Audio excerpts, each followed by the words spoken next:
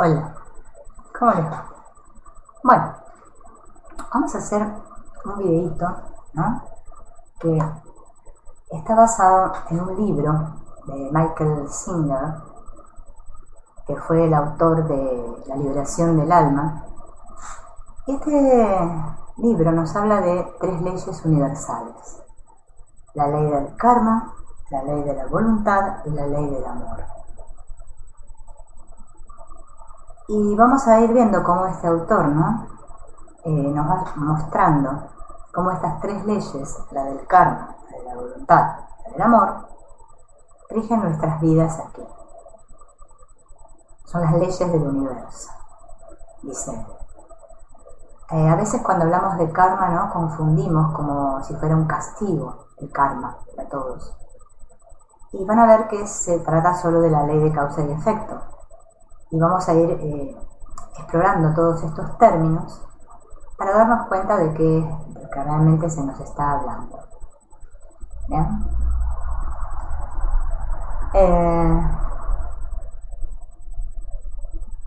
Casi todas las personas estamos condicionadas intelectualmente, o sea, por esto que nosotros llamamos el intelecto. Y el intelecto es el gran responsable de nuestro malestar mental. Esto significa que una persona que se sienta atraída por, supongamos, las enseñanzas orientales, tiene que decidir qué hacer con este intelecto que está sobrealimentado. Si miramos a los que se encuentran a nuestro alrededor, veremos que la mayoría de los occidentales que buscan la verdad han adoptado una de estas 2 posibles líneas de acción. Por eso diferencia entre los occidentales y los orientales. El primer grupo lo forman aquellos que tienen tendencia a devorar intelectualmente todas las enseñanzas espirituales con las que entran en contacto. Pero en lugar de digerirlas y ponerlas en práctica, las mantienen en un nivel intelectual. El resultado de hacer esto es permitir que el ego, se desarrolle mucho más gracias a todo esto, ¿no? Después que se meten los egos intelectuales a debatir, a filosofar de la vida. Después el segundo grupo está formado por los buscadores, ¿no? Que creen que tanto la verdad se encuentra más allá de la mente. El intelecto no puede ayudarnos de ninguna manera a alcanzar nuestro objetivo. Son aquellos que se adhieren a esta creencia y tratan de abandonar por completo el uso del intelecto. ¿Ven? Unos se aferran mucho al intelecto y otros tratan de abandonar por completo el intelecto, sin permitir que la mente finita se expanda y se perfeccione en el camino hacia el infinito. El buscador que abandona su intelecto tiene más posibilidades de alcanzar el objetivo que aquel que intenta solamente la comprensión intelectual de todo esto. Sin embargo, si observamos atentamente, veremos que todas las grandes enseñanzas espirituales han hecho hincapié en un punto. Y es que el camino espiritual tiene que ver con el equilibrio. Dice, si no es por necesidad o necesidades terrenales, la religión no es para quien mucho ayuna o comen demasiado, tampoco para quien desgasta sus fuerzas en prolongadas vigilias. No, Arjuna, le dijo Krishna a Arjuna en el Bhagavad Gita, ¿no? Aquel que es moderado en la comida, cuyos movimientos ciertos son mesurados, y es sobrio, tanto en el sueño como en la vigilia, alcanza la pura piedad que destruye el dolor y la enfermedad. El equilibrio es algo importante en todos los caminos espirituales, ¿no? Pero la misma ley del equilibrio es aplicable también a las acciones mentales y emocionales. Una vez que dirigimos nuestra vida hacia el camino interior, enseguida nos damos cuenta de que alcanzar este equilibrio es una de las tareas más difíciles que podemos acometer. Y como tal debemos aprender a emplear de forma inteligente todas las herramientas que han sido puestas a nuestra disposición. Este es el gran problema al que nos enfrentamos todos los que transitamos por un camino espiritual, ¿no? Porque esto de alcanzar el equilibrio es lo más complejo. Voy a tomar un poquito. Bien.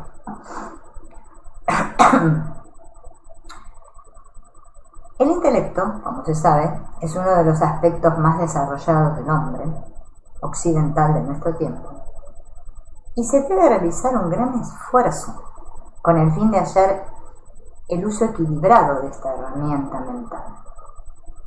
Una forma de alcanzar este equilibrio es estudiar textos espirituales que estimulen el intelecto tan profundamente como lo hacía la literatura no espiritual antes de comenzar la búsqueda interior.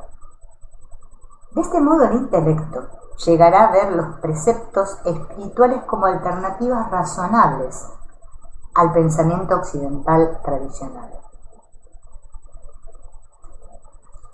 Bien.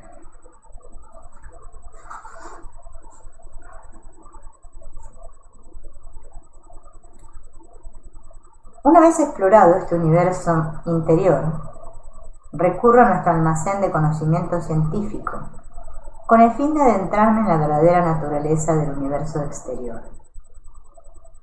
Al final, dice el autor, ¿no?, mi análisis estructurado intelectualmente apunta con claridad hacia la existencia de una fuerza superior a la que le doy el nombre de energía consciente, que subyace en toda la creación.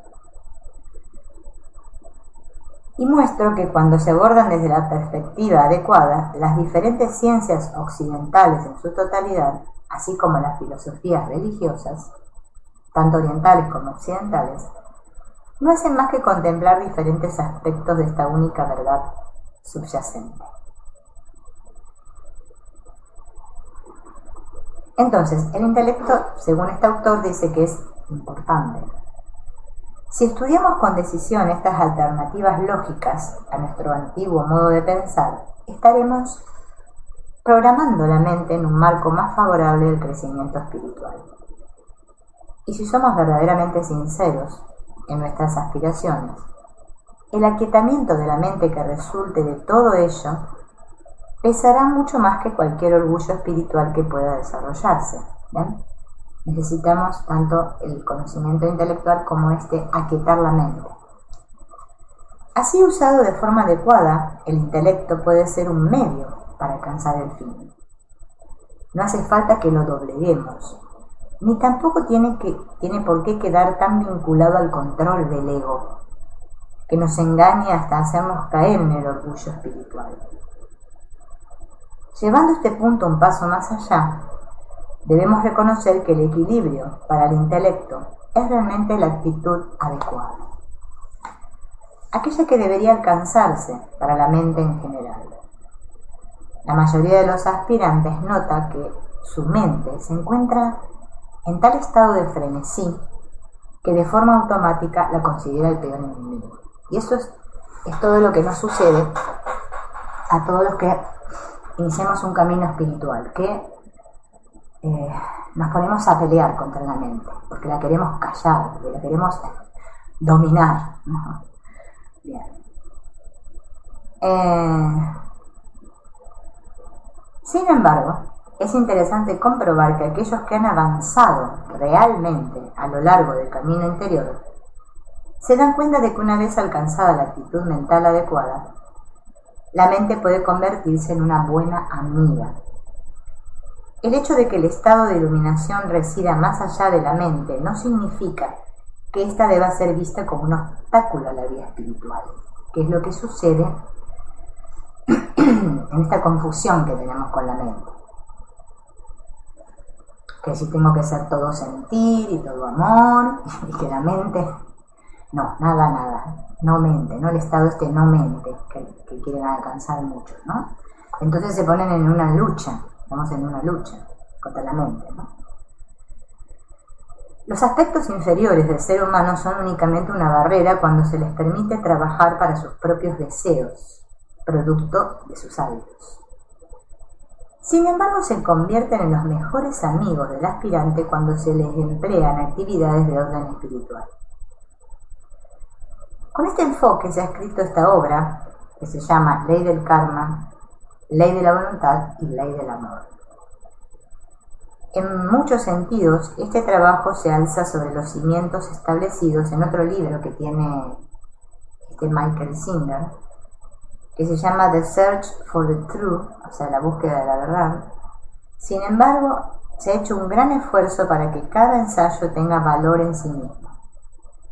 El lector que estudie estas leyes con un ojo puesto en las páginas y el otro enfocado en su propio interior, irá notando que de forma gradual emerge un marco alrededor del cual puede estructurar acontecimientos de su vida que hasta entonces parecían desconectados. Entonces comienza a darle, digamos, la descripción de lo que es la ley del karma, la famosa ley del karma, ¿no?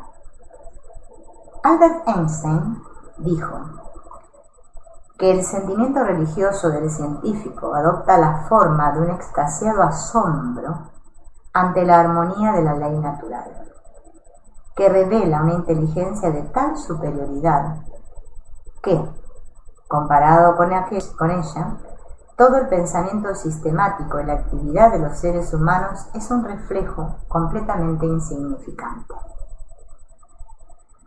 El universo, en su totalidad, ha sido descrito de un modo muy adecuado como un sistema extraordinariamente complejo en estado de equilibrio dinámico. ¿Ven? En el universo hay un estado de equilibrio. El orden y el intrincado equilibrio de la estructura cósmica se encuentran literalmente más allá del limitado intelecto humano. Cualquiera que sea la dirección que sigan las mentes científicas, indefectiblemente acaban descubriendo leyes que gobiernan las operaciones del sistema universal.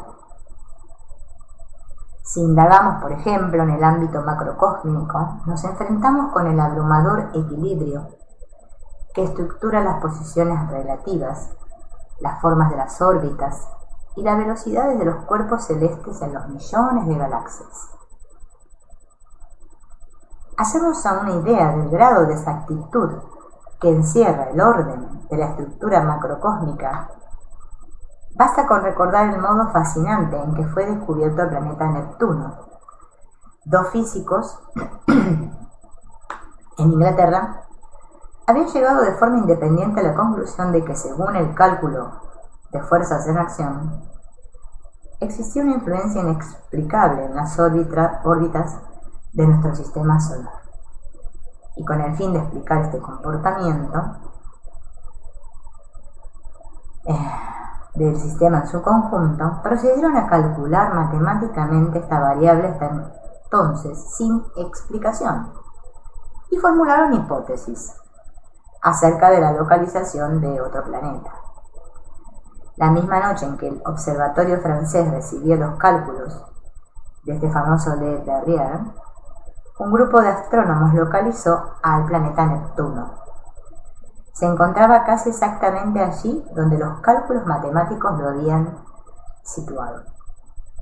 Toda la estructura cósmica está ordenada de este mismo modo, aunque muchas de las fuerzas que la condicionan aún no se hayan descubierto a causa de la distancia que la separan de nosotros. Sin embargo, no es únicamente en esta estructura macrocósmica la que se muestra este orden y equilibrio, ¿no? Yo estoy hablando de esto y me estoy acordando de las constelaciones familiares que nos hablan de que todo tiene un orden, ¿sí? Un equilibrio. El físico, que sondea los secretos de los mundos atómicos y subatómicos, se encuentra con la misma adhesión a las leyes básicas. Por ejemplo, una gran parte de la ciencia química se basa en átomos que se comportan de un modo determinado y constante, según las leyes que gobiernan sus anillos de electrones. Incluso cuando estudian la energía en sí, los físicos encuentran una adhesión a la ley del mismo consumo de energías. Entonces existe un orden determinado que rige este comportamiento de las energías, los átomos, las moléculas. Observando el modo en que esas estructuras moleculares se combinan para componer el mundo que percibimos a diario por medio de nuestros sentidos, podemos comprobar que continúa existiendo una preponderancia al equilibrio y al orden. Bien. Así que todo, fíjense, todo tiene que tener un orden y un equilibrio.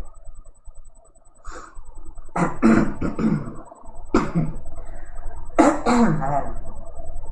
Entonces,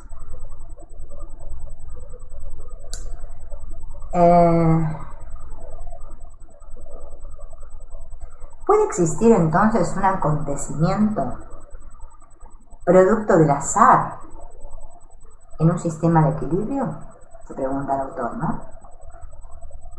Por definición, un acontecimiento dependiente no puede ser producto del azar. Y todas las situaciones que tienen lugar dentro de un sistema dependen, en mayor o menor medida, de todas las demás. Así pues, argumentar que la suerte o el azar han tenido algún efecto en la vida de uno es algo completamente anticientífico, pues niega el equilibrio y el orden, que, según ha descubierto la ciencia, impregna la estructura universal. Entonces, ¿cuál es el orden que subyace tras el patrón de nuestras vidas y nos dirige desde una situación dependiente hasta otra? Vemos que en la filosofía oriental recibe el nombre de ley del karma o ley de causa y efecto.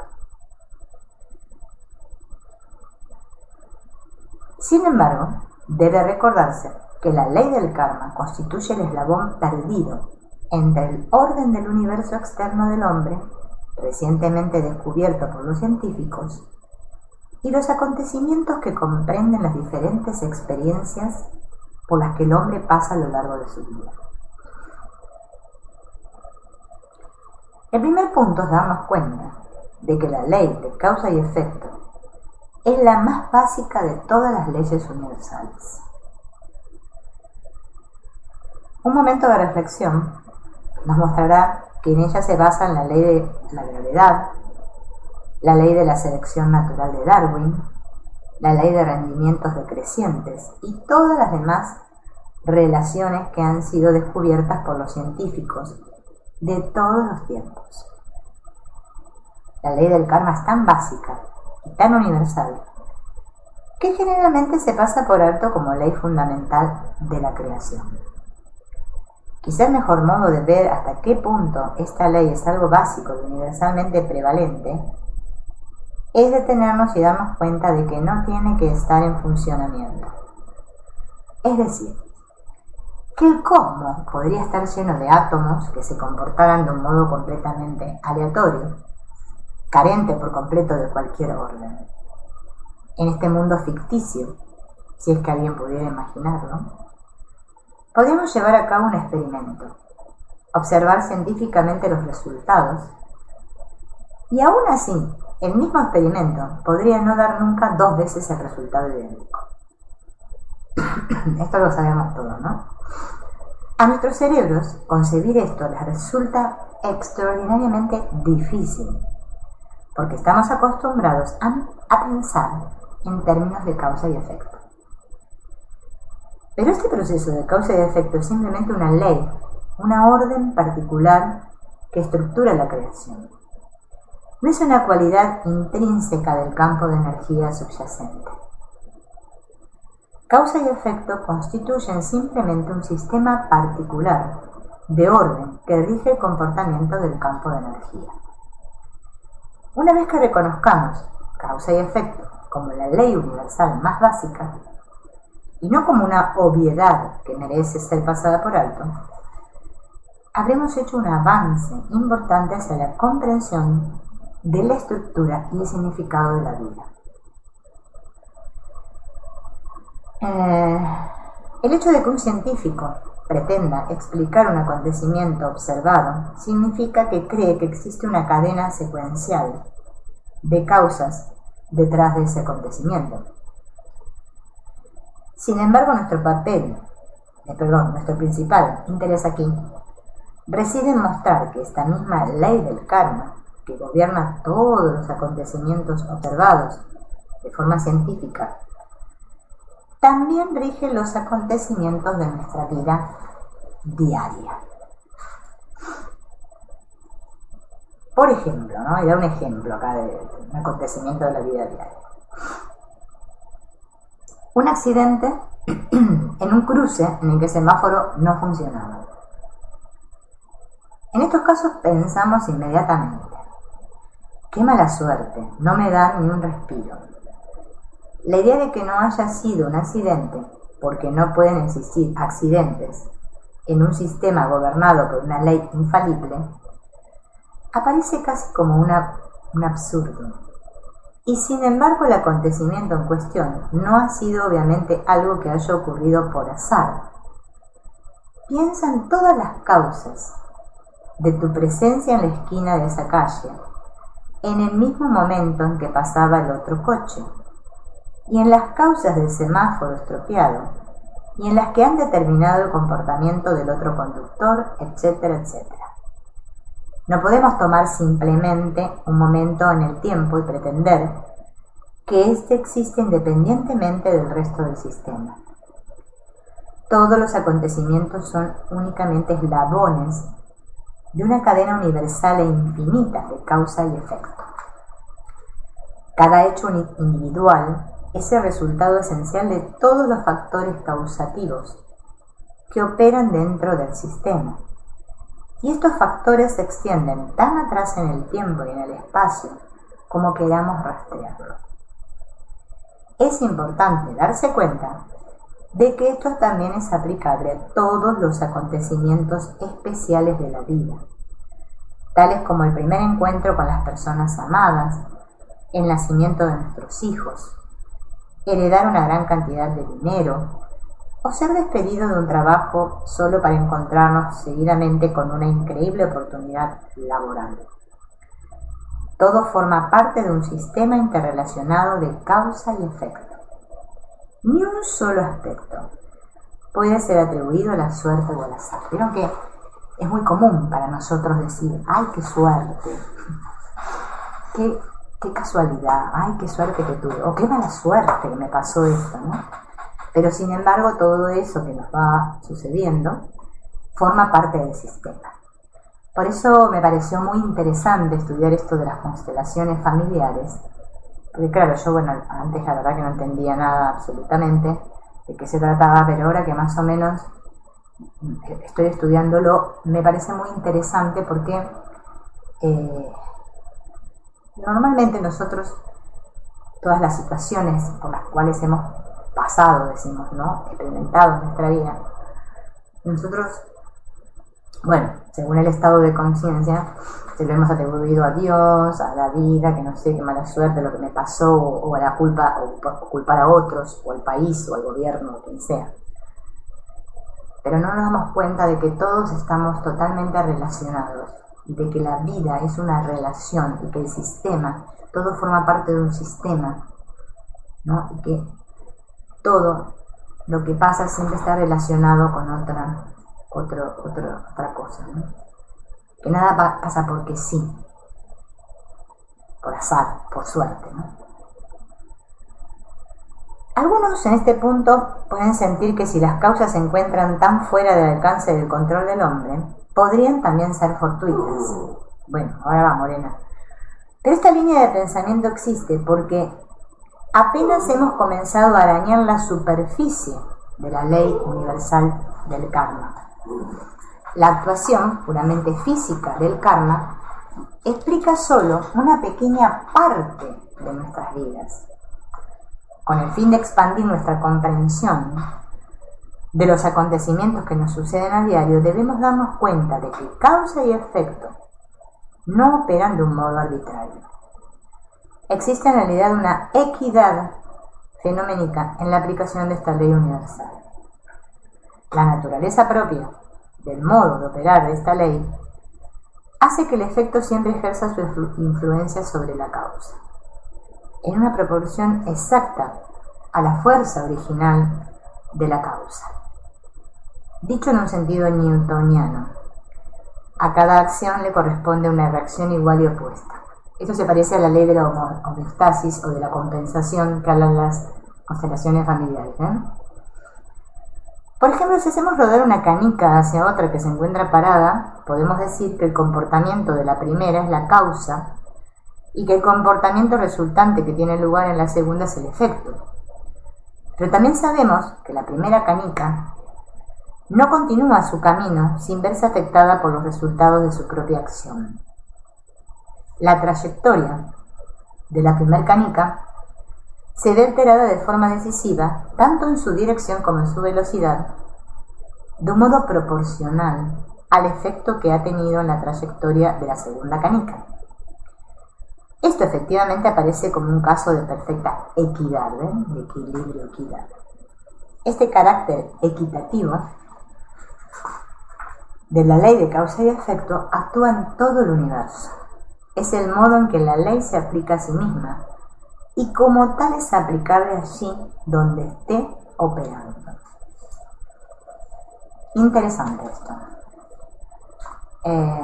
Así que en el próximo video te espero para continuar con esto de la ley del karma, la ley de la voluntad y la ley del amor, que son las tres leyes que rigen el universo. Habíamos hablado del carácter equitativo de la ley de causa y efecto y cómo actúa en todo el universo.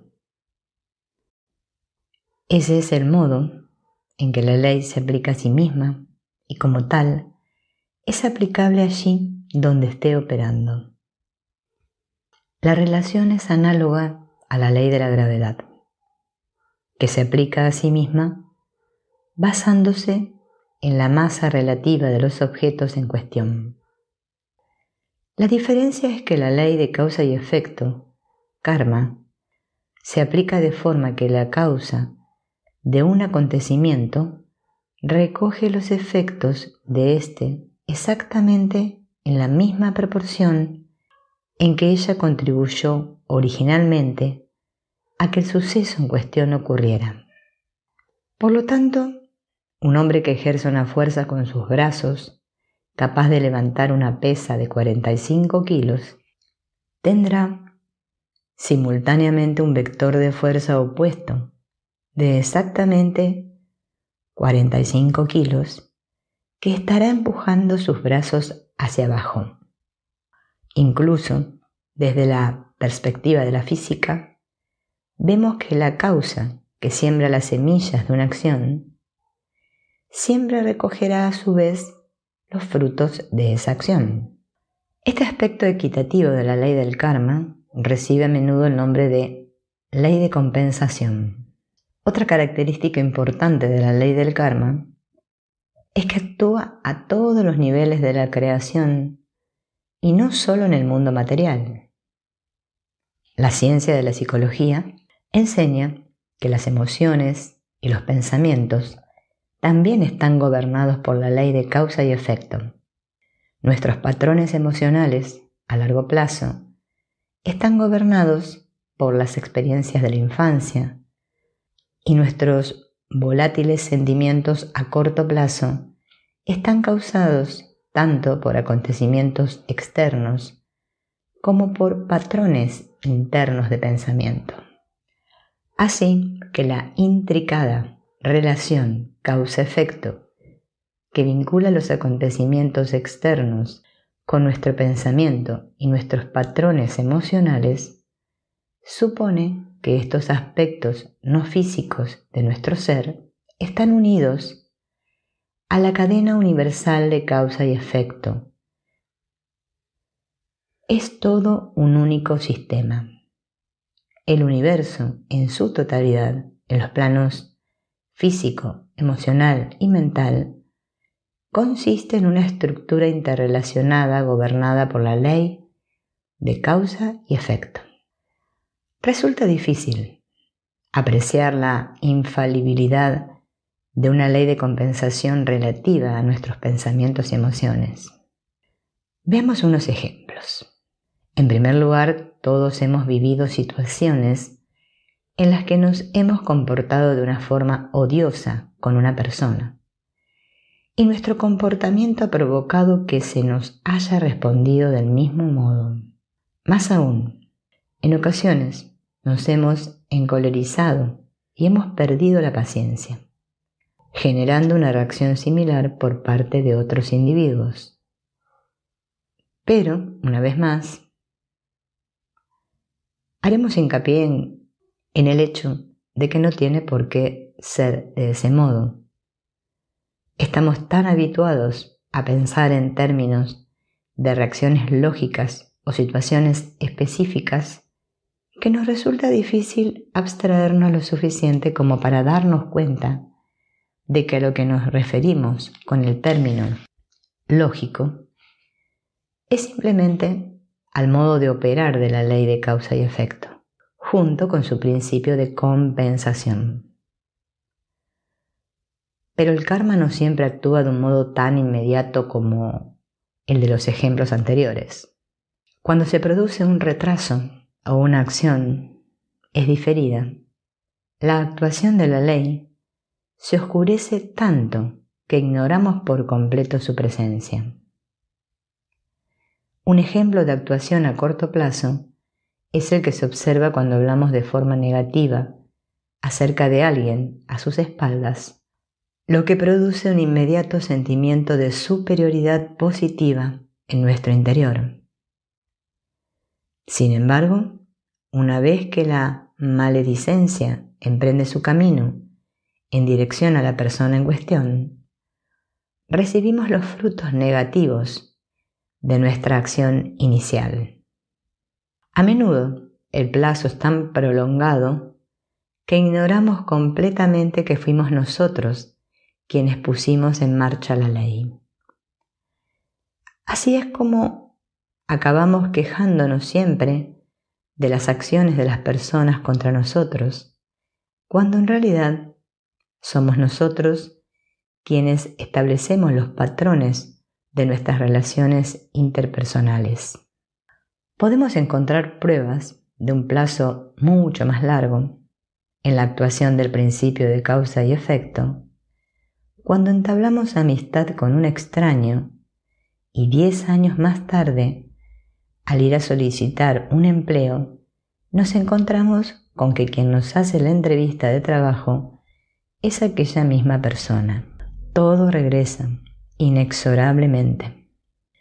Pero el hecho de que los plazos puedan ser de cualquier duración y de que existan tantas secuencias de causa y efecto en marcha en un momento determinado, provoca que la aplicación de esta ley inalterable resulte muy poco evidente y que al final parezca un caso de aleatoriedad. En cada uno de los ejemplos anteriores, al menos, somos capaces de rastrear un mecanismo de transmisión física por medio del cual se cumple la ley. Las acciones que tienen lugar en el plano físico operan a través de la causa y el efecto por medio de relaciones interpersonales particulares. Pero la ley tiene un alcance mucho mayor aún.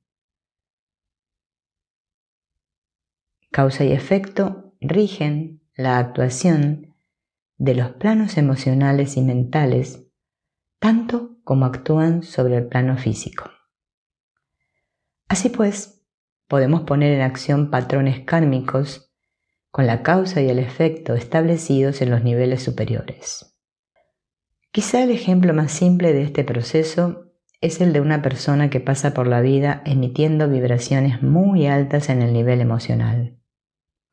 Como el simple contacto con estas vibraciones hace que otros se sientan en las nubes, esta persona ve cómo, allí donde se encuentre, la felicidad es lo que predomina en su entorno.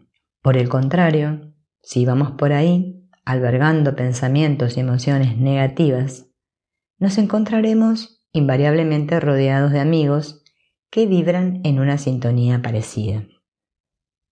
Vemos la ley de causa y efecto en plena acción, recogiendo los frutos de nuestros propios pensamientos y emociones negativos. En estos casos, el mecanismo de transmisión de la ley se lleva a cabo directamente a través del intercambio de vibraciones emocionales y por esa razón no se necesita una modalidad física de transmisión. Más aún, existen plazos de tiempo predominantes en la causa-efecto que tiene lugar en niveles superiores. De modo que ahora, teniendo en cuenta todas las causas que generamos en los planos mental, emocional y físico, empezamos a hacernos una idea de la cantidad de efectos que se están produciendo de forma simultánea. Esta es la razón por la que podemos incurrir en un acto negativo y recibir aparentemente resultados positivos. Los patrones kármicos más fuertes son los que siempre tendrán preeminencia y las semillas plantadas ahora tendrán que esperar su turno para desarrollarse. En la filosofía oriental, estas semillas de acciones pasadas, aún sin germinar, es decir, causas que aún no han puesto en marcha completamente la ley y por consiguiente no han generado los efectos compensatorios necesarios, reciben el nombre de sanskaras. Podemos considerar que cada hombre se conduce por la vida guiado por la naturaleza de sus sanskaras, pues un eslabón incompleto en la cadena de causa y efecto es tan antinatural para el orden creado como una pelota arrojada al aire que no termina de bajar. Con el fin de que la acción se complete y la ley se cumpla, se crea una fuerza tremenda que podríamos describir como aquella que actúa sobre todos los aspectos de un sistema llevado hasta un punto de equilibrio estable. Así como es cierto que la fuerza del equilibrio que guía un sistema económico tiene el poder de dirigir la distribución particular del dinero, también estos sanskaras poseen la fuerza de dirigir el comportamiento de cada átomo de la creación, puesto que todos forman parte del mismo sistema universal. Estos sanskaras son simplemente fuerzas que operan según la ley de causa y efecto. No existe una única manera en la que pueden actuar. El intricado modo de actuar de la ley kármica escapa a los límites de este análisis. Existen diversos métodos para eliminar sanskaras, por ejemplo, aparte de pagar el karma de los modos naturales a los que hacemos alusión en nuestro análisis, técnicas como el arrepentimiento y la meditación pueden quemar los sanskaras en los niveles superiores. Para un tratamiento más riguroso de la ley kármica, puede consultarse al maestro oriental Meher Baba en su libro Discursos, volumen 1, páginas 54 a 91. Es decir, que si dañamos a alguien en una relación amorosa, deberemos recibir nuestra reacción igual y opuesta. Pero esto no significa que el mismo individuo tenga que herirnos del mismo modo. El sanskara puede ser saldado por otro individuo que nos provoque una sensación de daño y tristeza análoga a la que nosotros le causamos a nuestro amante original. Esta es la razón por la que algunas personas, teniendo un fuerte sankara que saldar, se casan con parejas con características muy específicas que terminan por resultarles insoportables.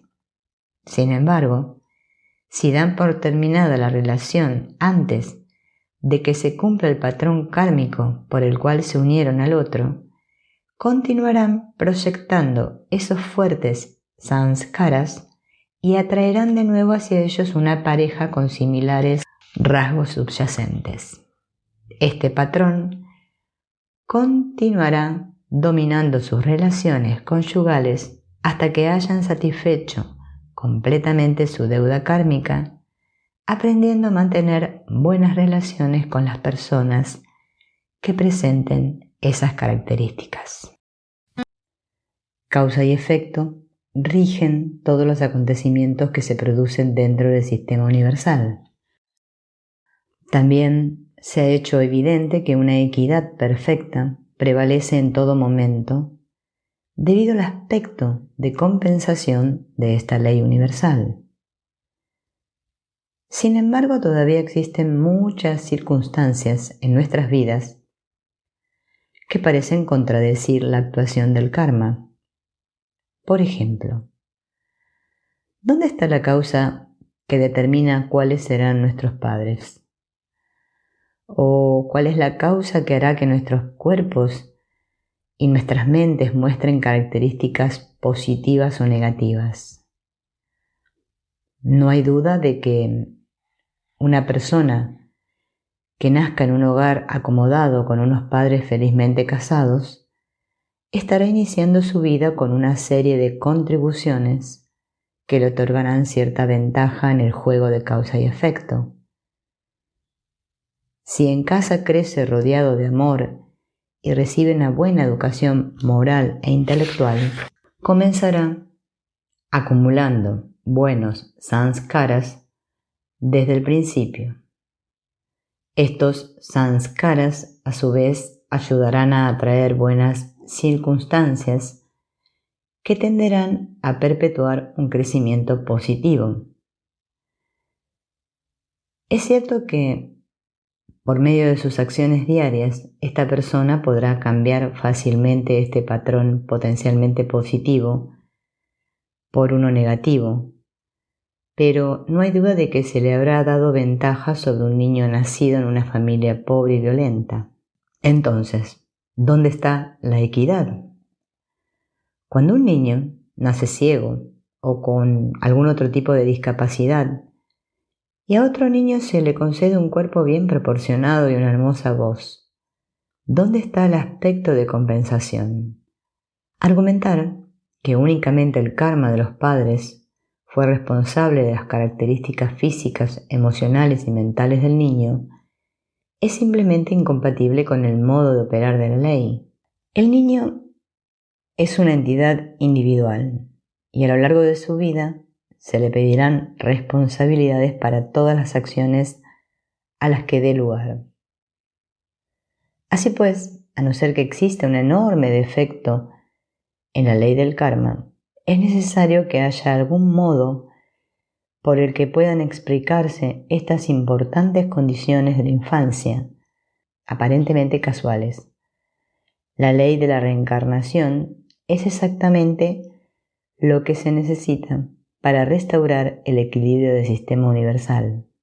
Con el fin de comprender la ley de la reencarnación, debemos darnos cuenta de que el alma individual es ese aspecto de nuestro ser que desempeña la función de receptor consciente de todos los mensajes sensoriales enviados desde los planos físico, emocional y mental.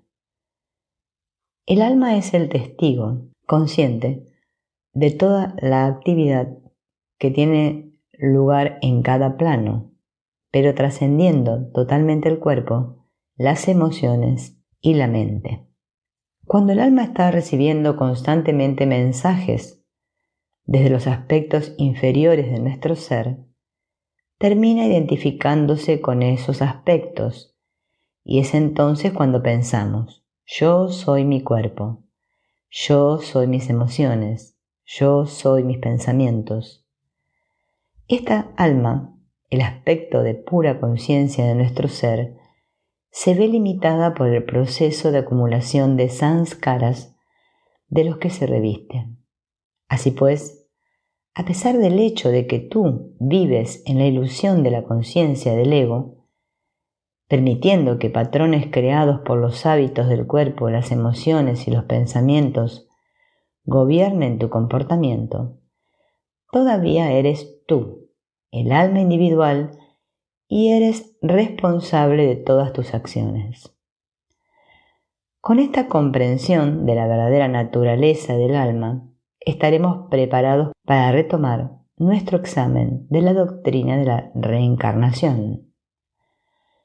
La primera pregunta relevante es: ¿qué sucede con todos los samskaras de alguien que se encuentra en su lecho de muerte? ¿Acaso la estructura universal en su totalidad deja de funcionar porque el grupo de átomos que forman el cuerpo físico pasa por el cambio que llamamos muerte?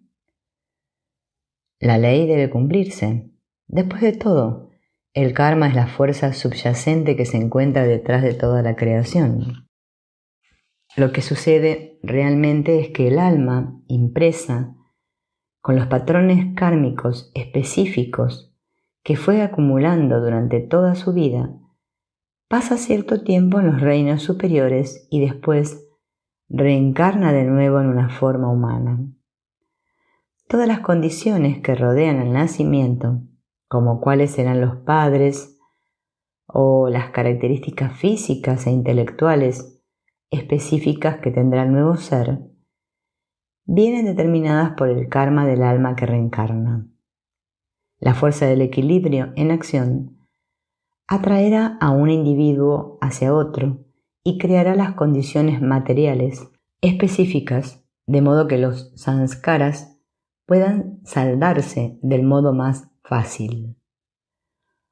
De este modo, la doctrina de la reencarnación es absolutamente necesaria para que la ley de causa y efecto, con su aspecto de compensación equitativa, sea capaz de actuar de forma ininterrumpida.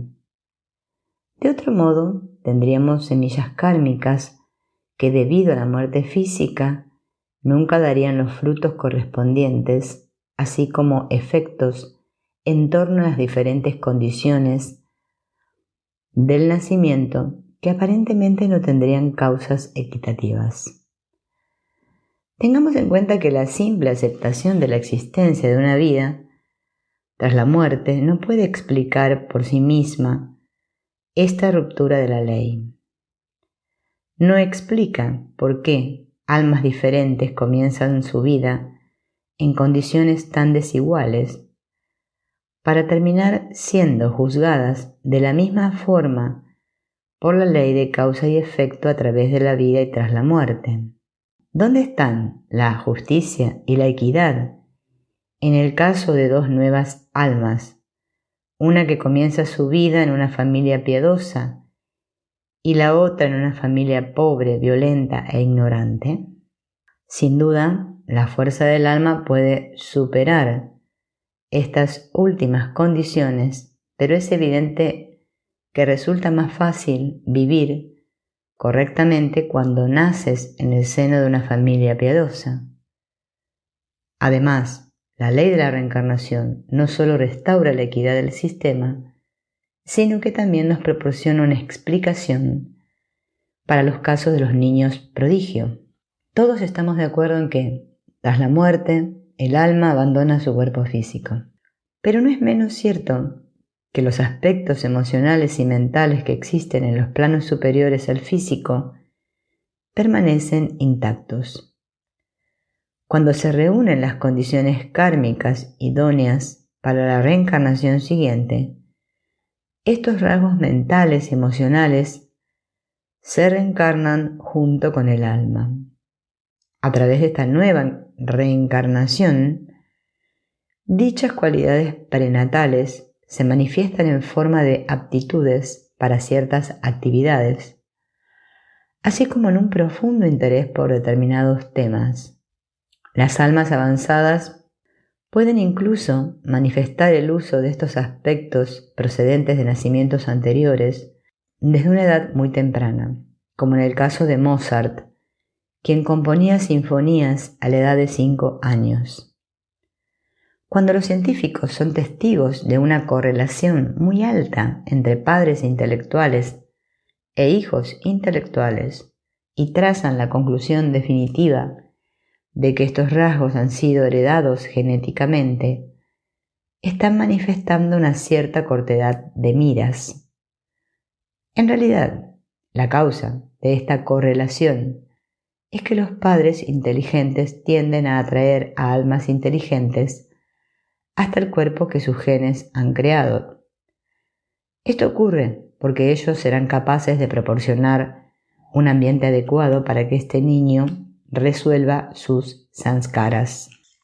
Por fin somos capaces de apreciar en conjunto la complejidad de la estructura que gobierna nuestras vidas. No solo hay que tener en cuenta todos los sanskaras creados en los niveles físico, emocional y mental durante cada actividad realizada a lo largo de la vida, sanskaras postnatales, sino también el enorme número de variables añadidas debidas a las semillas kármicas sembradas en vidas pasadas, sanskaras prenatales. Así, este orden del universo absolutamente perfecto continúa a nuestro alrededor, pero la estructura es tan vasta y nuestro pensamiento tan egocéntrico que confundimos el orden perfecto con el azar. Cuando tocamos una estufa caliente y nos quemamos, aprendemos una lección. Si permanecemos sin dormir durante demasiado tiempo, el cuerpo enfermará y de nuevo se nos enseñará una lección. Esto es válido para situaciones como permanecer en la intemperie bajo la lluvia, comer el tipo de comida que no nos conviene, quedarnos demasiado tiempo en el agua, etc. Por medio de la ley de causa y efecto, que se repetirá una y otra vez de forma invariable, bajo las mismas condiciones, aprendemos muchas lecciones sobre el cuidado del cuerpo. Existen ciertas actividades que concuerdan con el uso de nuestra herramienta corporal, mientras que otras no lo hacen. Imaginemos por un momento que no hubiera nadie que nos dijera cómo cuidar apropiadamente de nuestro cuerpo. Aún así, por medio de la experiencia, es decir, de la causa y el efecto, no tardaríamos demasiado en aprender lo que debemos y no debemos hacer. En realidad, la ley de causa y efecto nos está enseñando a establecer un equilibrio con el plano físico. No importa si somos lentos en aprender, porque la ley entra en acción cada vez que la transgredimos. Antes o después, aprenderemos a escapar de los efectos negativos y a perseguir los positivos.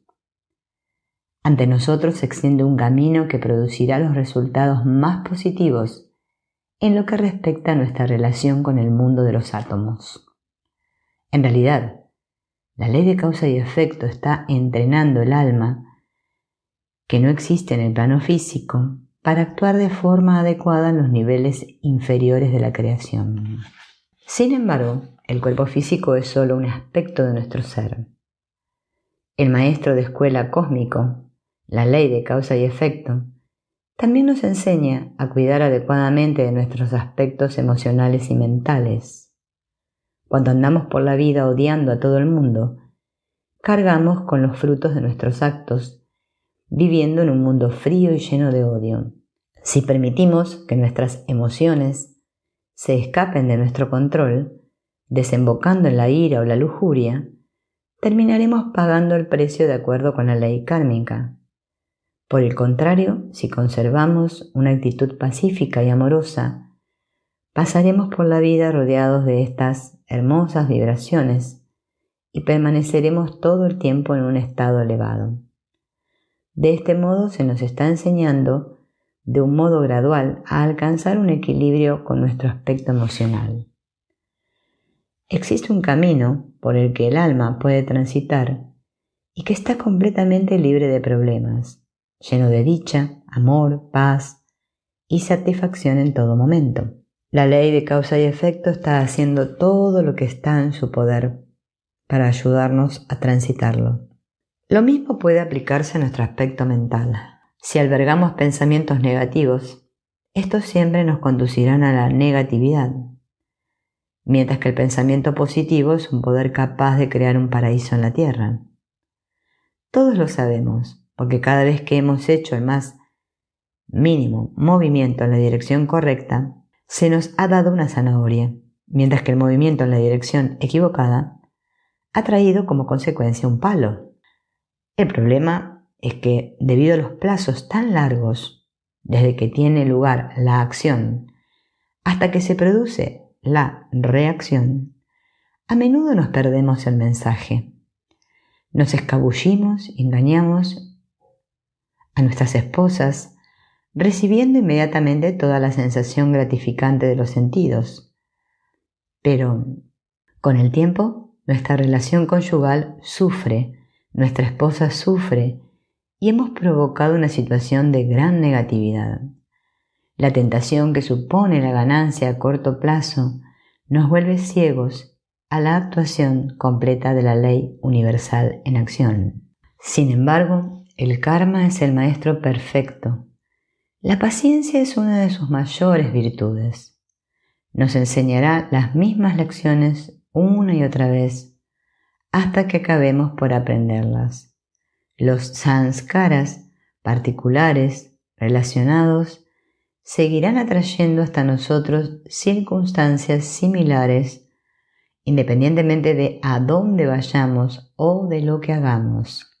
Por este motivo, parece que siempre nos sentimos tentados en nuestro punto más débil. Esas son las lecciones que más necesitamos aprender. Es más, resulta completamente evidente que a pesar del hecho de que nuestros patrones kármicos específicos se presenten ante cada uno de nosotros con un método de enseñanza completamente personalizado, a todos se nos enseña la misma verdad.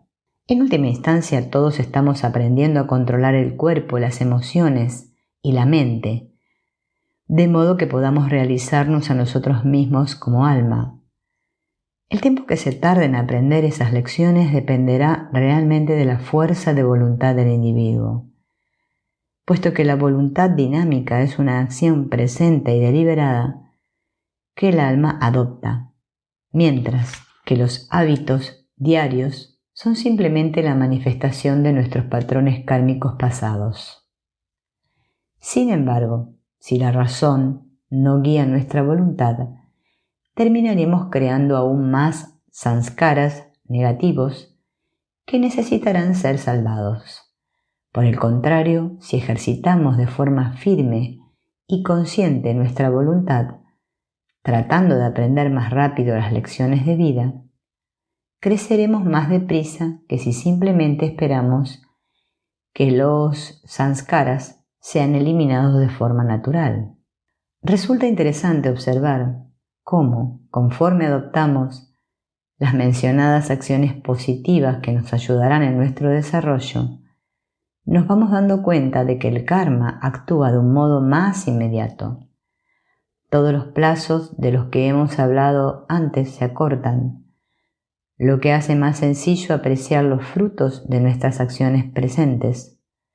La acción de este aumento de la rapidez en la quema de los nuevos sanskaras creados es que conforme avanzamos por la vía espiritual, nuestra colección de sanskaras comienza a disminuir.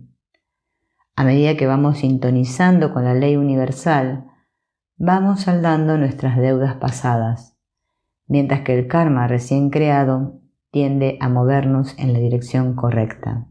Conforme esta reserva de sanskaras va disminuyendo, las nuevas causas o acciones actuales van generando sus efectos compensatorios.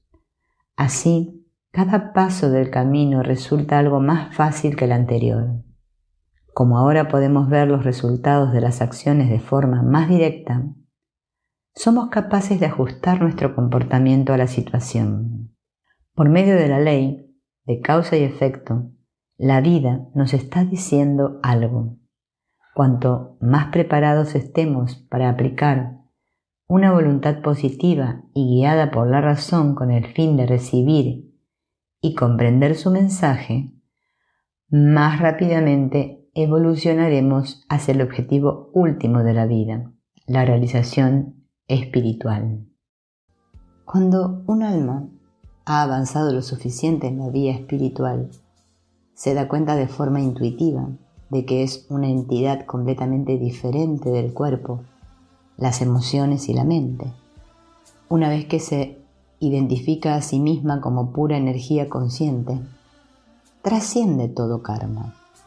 Todos los sanskaras pre- y postnatales se consumen definitivamente en los fuegos purificadores de la iluminación. Para poder comprender esto, debemos reconocer, en primer lugar, que el karma es esencialmente un atributo del yo inferior. El yo superior, alma, no es sino el testigo eterno de todo el proceso de evolución del hombre. Pero cuando el alma se identifica falsamente con el cuerpo físico, queda bajo la influencia de la ley del karma, que opera en ese nivel. El alma, entonces, pasa de vida en vida, conducida por los sanskaras específicos involucrados. Sin embargo, en el momento en que se da cuenta de que no es el cuerpo físico ni la personalidad psíquica, sino la pura conciencia, queda liberada de tener que vivir a costa de las deudas kármicas. Es necesario comprender que esta liberación instantánea de todos los sanskaras de ningún modo contradice la actuación de la ley del karma de la creación. Lo que sucede es que el ser iluminado se ha elevado por encima de la creación. Ha confluido con la fuerza inteligente, energía consciente, en su estado puro, previo a su manifestación en forma de los diferentes planos de la creación. En esencia, como todas las causas y efectos observados son únicamente manifestaciones del mismo campo de energía subyacente, en el nivel energético, causa y efecto son uno. Únicamente en el mundo de la creación, este campo de energía homogéneo adopta las características de un universo diversificado, cuyos aspectos son ordenados por la ley de causa y efecto. Así pues, la iluminación representa el equilibrio último del sistema en su totalidad. Las fuerzas de causa y efecto no pueden alcanzar un equilibrio más perfecto y permanente que cuando se convierten en uno. Solo el hombre, la criatura superior de la escala evolutiva, tiene la capacidad de acceder directamente a la unión con la fuente infinita. Sin embargo, al esforzarse por alcanzar ese fin, está ayudando al equilibrio del sistema en su conjunto. Cada hombre que emplea conscientemente la fuerza de voluntad necesaria para acelerar el proceso de su evolución, está provocando que al mismo tiempo todo el sistema evolucione a una mayor velocidad. A todos aquellos que vean esta verdad y se den cuenta de la tarea que tienen por delante, no les faltará ayuda en cada una de las etapas del camino. Todos los aspectos de la creación nos conducen en esta dirección, y el equilibrio universal en su totalidad nos facilitará progresar a lo largo de la vía espiritual. Mientras tanto, el conocimiento de las leyes universales hará que comprendamos mejor nuestras vidas y nos llevará a aceptar que todo sucede por un bien superior. Cada acontecimiento contribuye al equilibrio del sistema en su conjunto. La ley del karma dice: como sembréis, así cosecharéis. Y la otra ley es la ley de la voluntad.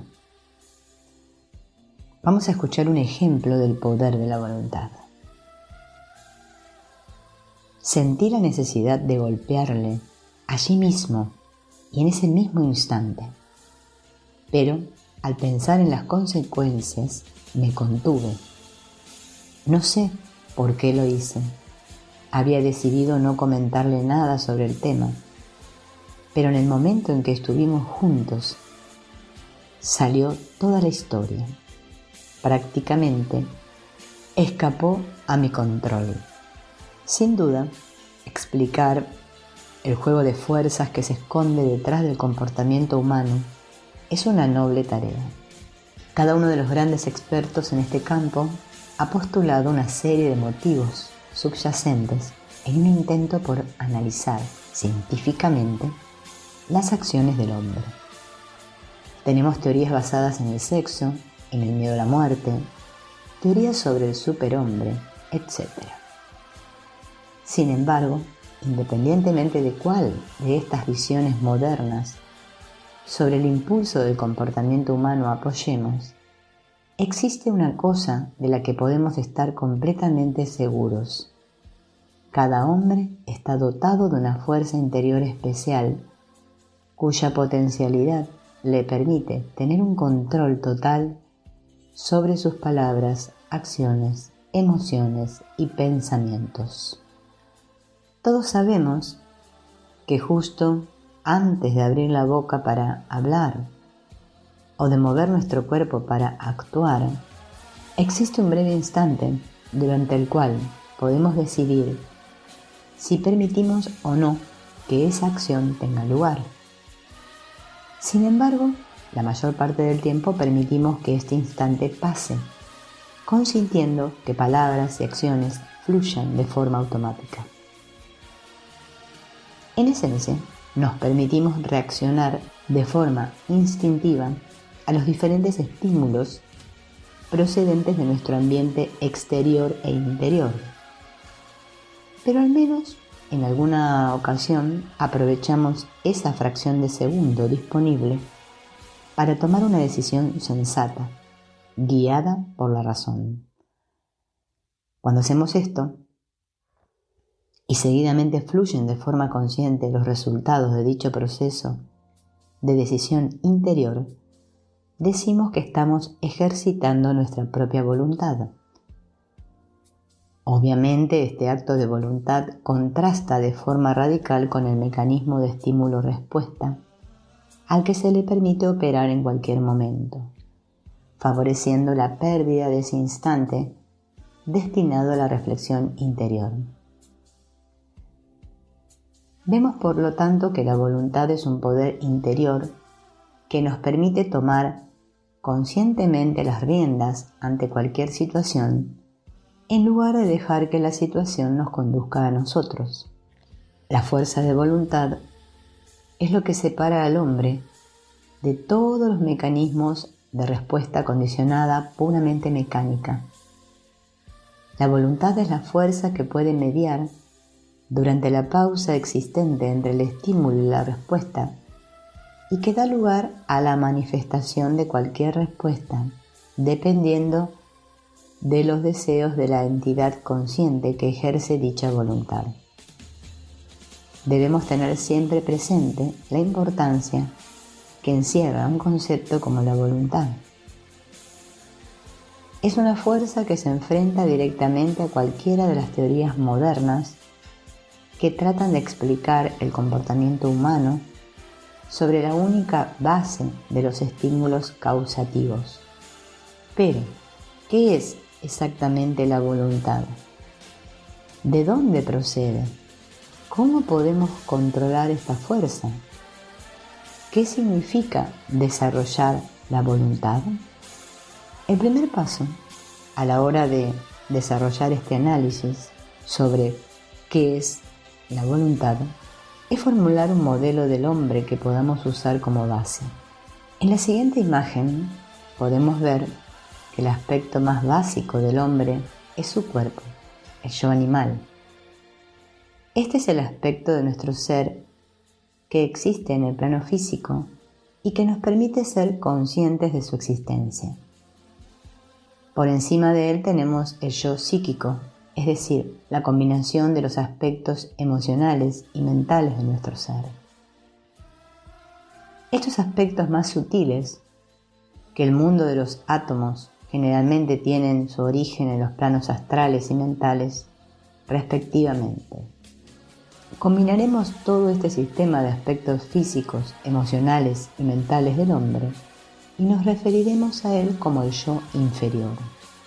No estamos usando el término inferior en un sentido despectivo, sino simplemente para indicar que esos aspectos, animal y psíquico, están completamente subordinados al aspecto que veremos a continuación. Todos sabemos que nosotros recibimos a diario mensajes enviados desde el plano físico a través de los 5 sentidos. Nosotros también recibimos, es decir, sentimos diversas emociones y del mismo modo somos conscientes del constante flujo de pensamientos. Pero, ¿quién es exactamente ese nosotros? El receptor consciente de todos los mensajes enviados desde los aspectos físicos, emocionales y mentales de nuestro ser. Reflexiona sobre estas preguntas. ¿Yo soy mis sentidos o soy el receptor de mis sentidos? ¿Yo soy mis emociones o soy quien experimenta mis emociones? ¿Yo soy mis pensamientos o soy quien es consciente de mis pensamientos? La afirmación intuitiva de la segunda parte de cada una de estas preguntas indica claramente que existe un tú en el interior, que es bien distinto del cuerpo, las emociones y los pensamientos. Ese tú desempeña el papel fundamental de receptor consciente de todos los mensajes enviados desde los aspectos inferiores del ser.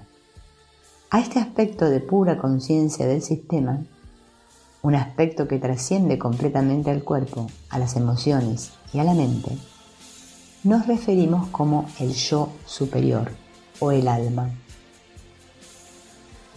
Así que el punto de partida para nuestro análisis de la fuerza de voluntad en el hombre es esta visión del ser humano, un yo superior o pura energía consciente, receptor de todos los estímulos enviados desde los aspectos físicos, emocionales y mentales de nuestro ser, y un yo inferior con el que nos hemos identificado hasta el punto de vivir bajo la ilusión de que yo soy mi cuerpo, yo soy mis emociones, yo soy mis pensamientos, cuando en realidad tú, la conciencia, que en este momento estás siendo consciente de esta frase,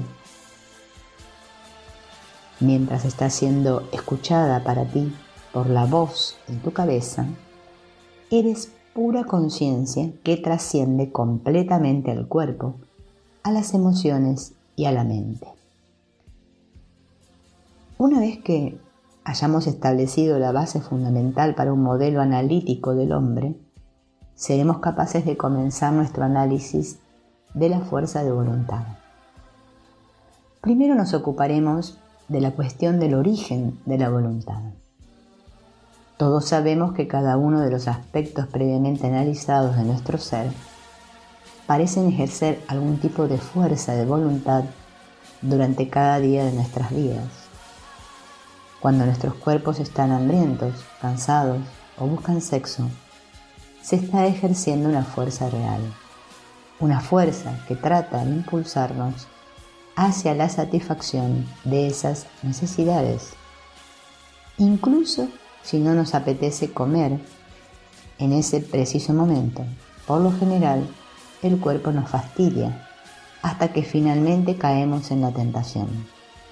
Entonces decimos que el cuerpo posee una voluntad propia, dependiendo de qué poder sea mayor, el guiado conscientemente por la razón interior o el generado automáticamente por los impulsos animales del cuerpo.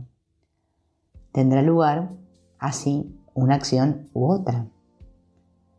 También nuestras propias emociones parecen estar en posesión de una voluntad propia. La mayoría de nosotros se ha visto en ocasiones afectado por emociones de miedo o envidia, que hemos reconocido intelectualmente como tonterías o incluso como algo perjudicial para nuestro bienestar. Es muy difícil, sin un largo entrenamiento, ejercer una fuerza de voluntad controlada, conscientemente que sea suficiente para poder expulsar esas vibraciones emocionales negativas. Así que una vez más, somos testigos de una batalla entre la fuerza de voluntad generada por un aspecto inferior de nuestro ser y la voluntad que aplicamos de forma intencionada en un momento determinado. Lo mismo se puede aplicar a nuestros pensamientos. La mayoría de nosotros prácticamente no ejerce ningún control sobre sus patrones de pensamiento. De hecho, la mayoría de la gente piensa que es inconcebible que todos podamos desarrollar la fuerza de voluntad necesaria para ejercer un control absoluto sobre los pensamientos que pasan ante nuestra conciencia en cada momento del día. El principal problema aquí es que nos hemos identificado de tal modo con nuestros pensamientos, especialmente los patrones de pensamiento egoico, de yo y mío, que nunca damos un paso atrás para darnos cuenta de que existe un aspecto de ti completamente distinto de esos pensamientos y que potencialmente posee un control total sobre ellos. Sin embargo, casi todos hemos pasado por momentos en los que el llorón interior se ha vuelto tan estúpido y absurdo que internamente hemos dado un paso atrás y le hemos dicho: cállate de una vez. De ese modo, y por medio de estos pocos ejemplos, somos capaces de ver que todos los aspectos de nuestro yo inferior, cuerpo, emociones y pensamientos, poseen diferentes grados de fuerza de voluntad. Por medio de ello, suscitan nuestra atención y exigen que ciertas acciones tengan lugar, pero también podemos ver que ese tú, el aspecto diferente del cuerpo, las emociones y los pensamientos, puede ejercer su voluntad en un intento de superar esas condiciones dictadas por el yo inferior. ¿Cuál de estos aspectos posee una mayor fuerza de voluntad? Determinará cada característica de nuestro comportamiento. Así pues, podemos ver que cuando aprendemos a ejercitar nuestra voluntad consciente de un modo más completo, nos convertimos realmente en seres avanzados. Somos capaces de elevarnos por encima de los impulsos animales que gobiernan el comportamiento de todos los animales inferiores, así como de controlar emociones y pensamientos con el fin de sintonizar con nuestro aspecto superior. Conforme vamos aplicando de un modo gradual el esfuerzo necesario para incrementar el poder de nuestra voluntad consciente, descubrimos que la fuerza de voluntad de nuestros aspectos inferiores va decreciendo de forma simultánea. Por ejemplo, si tenemos un deseo que nos molesta continuamente, podemos comprobar que cuanto más fortalezcamos nuestra voluntad consciente de elevarnos por encima de él, con menor frecuencia será capaz este deseo de llamar nuestra atención. De hecho, vemos que existe realmente una compensación entre la proporción de voluntad que fluye a estos diferentes aspectos en cualquier momento dado. La razón de esta compensación característica de la fuerza de la voluntad es que en su sentido esencial, toda la voluntad tiene su origen en el mismo depósito. Este depósito de voluntad coincide con el yo superior, conciencia. Es decir, que la fuerza de voluntad es una cualidad intrínseca de la conciencia y por lo tanto allí donde se localice la conciencia encontraremos también fuerza de voluntad. Con el fin de ver cómo funciona esto, imaginemos que el cuerpo tiene una herida leve y está ejerciendo su propia fuerza de voluntad para quejarse del malestar que experimenta. Todos sabemos que si podemos retirar nuestra atención del cuerpo, dejaremos de ser conscientes del dolor.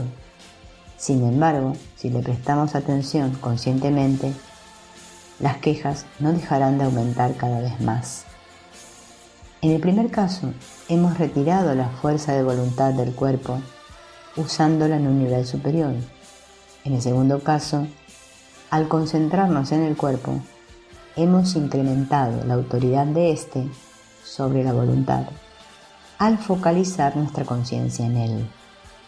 Este mismo análisis es aplicable en los niveles emocionales y mentales. Cualquier grado en el que mantengamos nuestra conciencia en cualquier aspecto de nuestro ser determinará a su vez el grado de voluntad del que ese aspecto podrá disponer. Todos sabemos que si podemos retirar nuestra atención del cuerpo, dejaremos de ser conscientes del dolor. Sin embargo, si le prestamos atención conscientemente, las quejas no dejarán de aumentar cada vez más. En el primer caso, hemos retirado la fuerza de voluntad del cuerpo usándola en un nivel superior. En el segundo caso, al concentrarnos en el cuerpo, hemos incrementado la autoridad de éste sobre la voluntad al focalizar nuestra conciencia en él. Este mismo análisis es aplicable en los niveles emocionales y mentales. Cualquier grado en el que mantengamos nuestra conciencia en cualquier aspecto de nuestro ser determinará a su vez el grado de voluntad del que ese aspecto podrá disponer. Debemos darnos cuenta de que hemos pasado tanto tiempo identificados con el cuerpo, las emociones y los pensamientos, que un flujo de conciencia formado por el hábito y por tanto por la fuerza de voluntad se dirige hacia esos aspectos en todo momento. Dicho de otro modo, existen dos estados diferentes de fuerza de voluntad en el interior de cada hombre: la voluntad formada por el hábito y la voluntad conscientemente dirigida. La diferencia está en que la voluntad formada por el hábito es dirigida de forma subconsciente y la voluntad dirigida conscientemente es dirigida, como su propio nombre indica, de un modo consciente. Pero debe quedar claro que se trata en realidad de la misma voluntad, distribuida en estos niveles diferentes. A partir de esto, hemos de ser capaces de entender todo el conflicto interno que tiene lugar a diario en forma de enfrentamiento entre la voluntad formada por el hábito y la voluntad dirigida de forma consciente. Es por tanto evidente que este conflicto interno representa un extraordinario gasto de energía. Ambos bandos de la batalla, el yo inferior y el yo superior, reciben toda su fuerza del mismo depósito. Para que puedas hacerte una idea del tamaño de ese depósito, piensa por un momento en lo fuerte que puede ser el cuerpo. Después, añade a esto la fuerza aún más obstinada que ejercen nuestras emociones y más aún las fuerzas desplegadas por los patrones de pensamiento del ego y del superego. Entonces, te darás cuenta de que en momentos de conflicto, cuando todos estos aspectos del yo inferior actúan de forma simultánea, todavía existe ese tremendo grado de voluntad que tú has ejercido de vez en cuando con el fin de superar los traumas internos. Une todas esas fuerzas en lugar de oponerlas unas a otras e imagina cuánta fuerza de voluntad se encuentra potencialmente a nuestra disposición.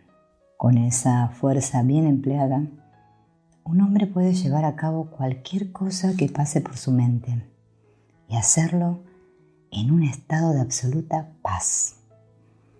Todo lo que se necesita es reclamar la voluntad en nombre del yo superior y seguidamente llevar a cabo cada acción sobre la base de la voluntad guiada por la razón, más que por la voluntad formada por los hábitos. Debe señalarse que esta fuerza de voluntad debidamente aprovechada es uno de los mayores poderes de la creación. Solo hace falta observar nuestras propias experiencias personales para darnos cuenta de que la voluntad tiene la capacidad de dirigir la actividad en los niveles físico, emocional y mental. Por ejemplo, como cada movimiento corporal representa un gasto de voluntad consciente o inconsciente, esto significa que la voluntad tiene realmente la capacidad de mover átomos. Además, todos llevamos a cabo el proceso de pensar, la creación y el mantenimiento de pensamientos, formas específicos, por medio de la misma fuerza de voluntad. Pero no solo los aspectos de nuestro propio ser pueden ser influidos por nuestra voluntad. Por ejemplo, la práctica de la hipnosis representa la voluntad de un hombre dominando la de otro. En esta situación, la voluntad del hipnotizador no solo es capaz de controlar el movimiento del cuerpo del otro hombre, sino también dictar sus pensamientos y emociones. La hipnosis no es el único ejemplo de este fenómeno. A lo largo de la historia tenemos numerosos ejemplos de hombres que han poseído la habilidad de hacer que objetos completamente físicos se movieran, aplicando simplemente una fuerza de voluntad suficiente. Si pudiéramos aprovechar completamente nuestra voluntad, no habría límites para nuestros logros. Se ha escrito, literalmente, si tuvierais fe y no dudaseis, le diríais a esta montaña, muévete y arrójate al mar, y lo haría. ¿Cómo desarrollar la voluntad? El desarrollo de la voluntad es un proceso natural de carácter gradual. Es importante recordar que la voluntad se desarrolla ejercitándola. Cada vez que aprovechamos esa fracción de segundo entre el estímulo y la respuesta, estamos estableciendo el patrón para que en las siguientes situaciones en las que apliquemos la fuerza de nuestra voluntad, el proceso nos resulte más sencillo. En poco tiempo adquiriremos el buen hábito de no actuar nunca sin conectar primero con la guía racional desde el interior. Determinadas prácticas que aquietan la mente, tales como la meditación diaria, hacen que en lugar de disponer de una pausa de una fracción de segundo entre el estímulo y la respuesta formada por el hábito, dispongamos de una cantidad de tiempo mucho mayor. Finalmente, alcanzaremos un punto en el que siempre estaremos actuando desde este centro consciente, mientras observamos las condiciones externas, aplicamos nuestra razón y respondemos a la situación en sí. Una vez que hayamos alcanzado este estado, seremos por fin seres conscientes y no unos meros autómatas cuya actividad física, emocional y mental está dirigida por el hábito. Debemos insistir en que únicamente podemos alcanzar ese estado construyendo nuestra fuerza de voluntad día a día. Las ayudas espirituales como la hipnosis o las drogas no nos mantienen en un centro superior de conciencia de forma permanente. Es cierto que en ocasiones pueden constituir una sacudida que nos proyecte hasta un centro superior de forma temporal, pero en el momento en que las condiciones externas se vuelvan hostiles, volveremos a caer de nuevo. Esto ocurrirá porque no habremos construido nuestro crecimiento sobre unos cimientos sólidos. Sin embargo, una vez que la fuerza de voluntad se haya desarrollado, se convertirá en algo disponible a lo largo de la vida y bajo cualquier condición. Así pues, el desarrollo de una voluntad fuerte y guiada por la razón es un requisito esencial para alcanzar los estados superiores de conciencia de forma permanente. No deberíamos permitir que pasara un solo momento de nuestras vidas sin ser completamente conscientes de ella y sin tener un control potencial sobre todos los aspectos inferiores de nuestro ser. Se trata de algo similar a entrenar un caballo. Si la voluntad del entrenador no es más fuerte que la del caballo, no hay entrenamiento posible. Sin embargo, lo cierto es que la mayoría de los caballos de nuestro yo inferior están completamente fuera de control. Con suavidad y paciencia, manteniendo siempre una actitud de absoluta tolerancia, amor y respeto hacia su naturaleza básica, debemos ir separando a nuestros yoes inferiores de su voluntad formada por el hábito y entrenarlos para que respondan completamente a nuestra voluntad superior, conscientemente guiada. Solo de este modo podremos alcanzar la sensación de paz y libertad permanente que estamos buscando en nuestro interior. La relación entre la voluntad del hombre y la voluntad de Dios. Tras haber desarrollado un modelo operativo de fuerza de voluntad, ya estamos en disposición de volver nuestra atención hacia una cuestión que desde hace demasiado tiempo adolece de un análisis formal. ¿Cuál es exactamente la relación entre la voluntad del hombre y la voluntad de Dios? Para empezar, podemos comprobar que la mayoría de las enseñanzas religiosas, así como nuestras propias percepciones intuitivas, nos dicen que el ser humano posee libre albedrío. Es decir, que el hombre es un agente moral libre, que tiene un control total sobre todas las acciones que lleva a cabo. Sin embargo, en las mismas doctrinas religiosas se nos dice también que en la fuente de la creación se encuentra una inteligencia omnipresente, omnisciente y omnipotente a la que generalmente llamamos Dios. Si la creación en su totalidad se ha manifestado gracias a que esta conciencia suprema ha podido disponer del campo de energía subyacente, esto significa que la voluntad de Dios es responsable del movimiento o de la ausencia de movimiento de cada átomo de la creación. De hecho, la omnipresencia de Dios deriva del hecho de que Él mismo es los electrones, neutrones y protones que constituyen el átomo. Él es ese subyacente campo de energía homogéneo existente en todos los aspectos de la creación y que los físicos están comenzando a descubrir. Entonces, ¿cómo puede el ser humano tener libre albedrío si esta fuerza omnipresente, omnisciente y omnipotente se encuentra a cada momento creando, preservando y destruyendo diferentes aspectos de su creación? Como nada existente puede estar separado de su voluntad.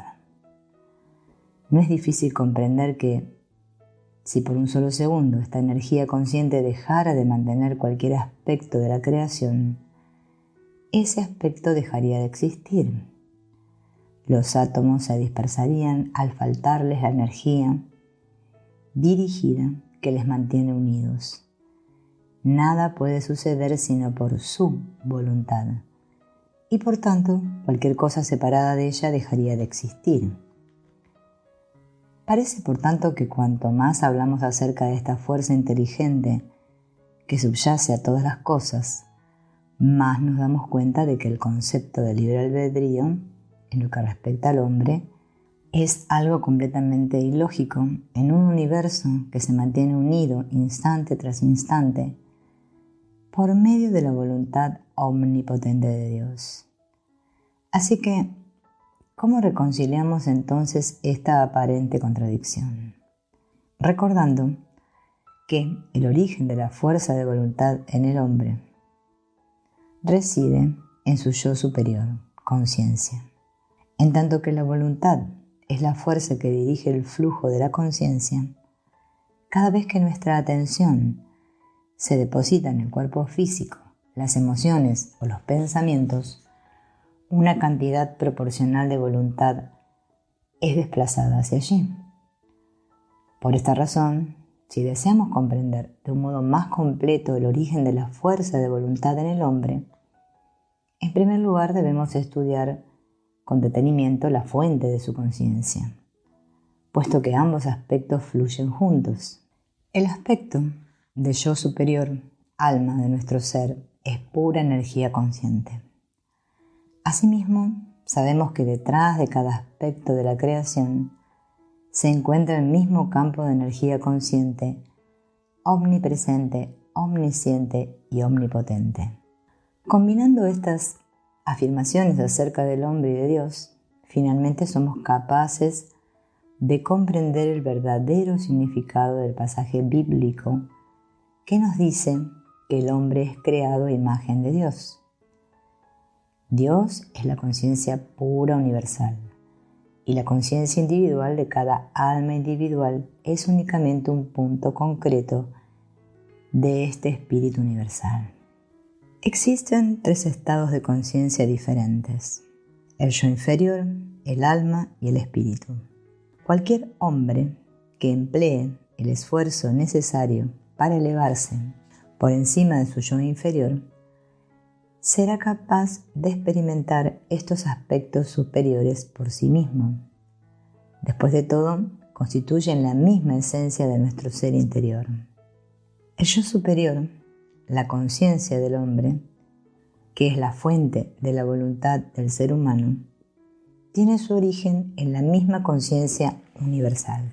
Como la voluntad es una cualidad intrínseca de la conciencia, el verdadero origen de la voluntad debe encontrarse también en ese espíritu universal. Como la conciencia infinita de Dios se proyecta en muchos rayos almas de conciencias individualizadas, también tenemos una proyección de la voluntad universal en la voluntad del hombre.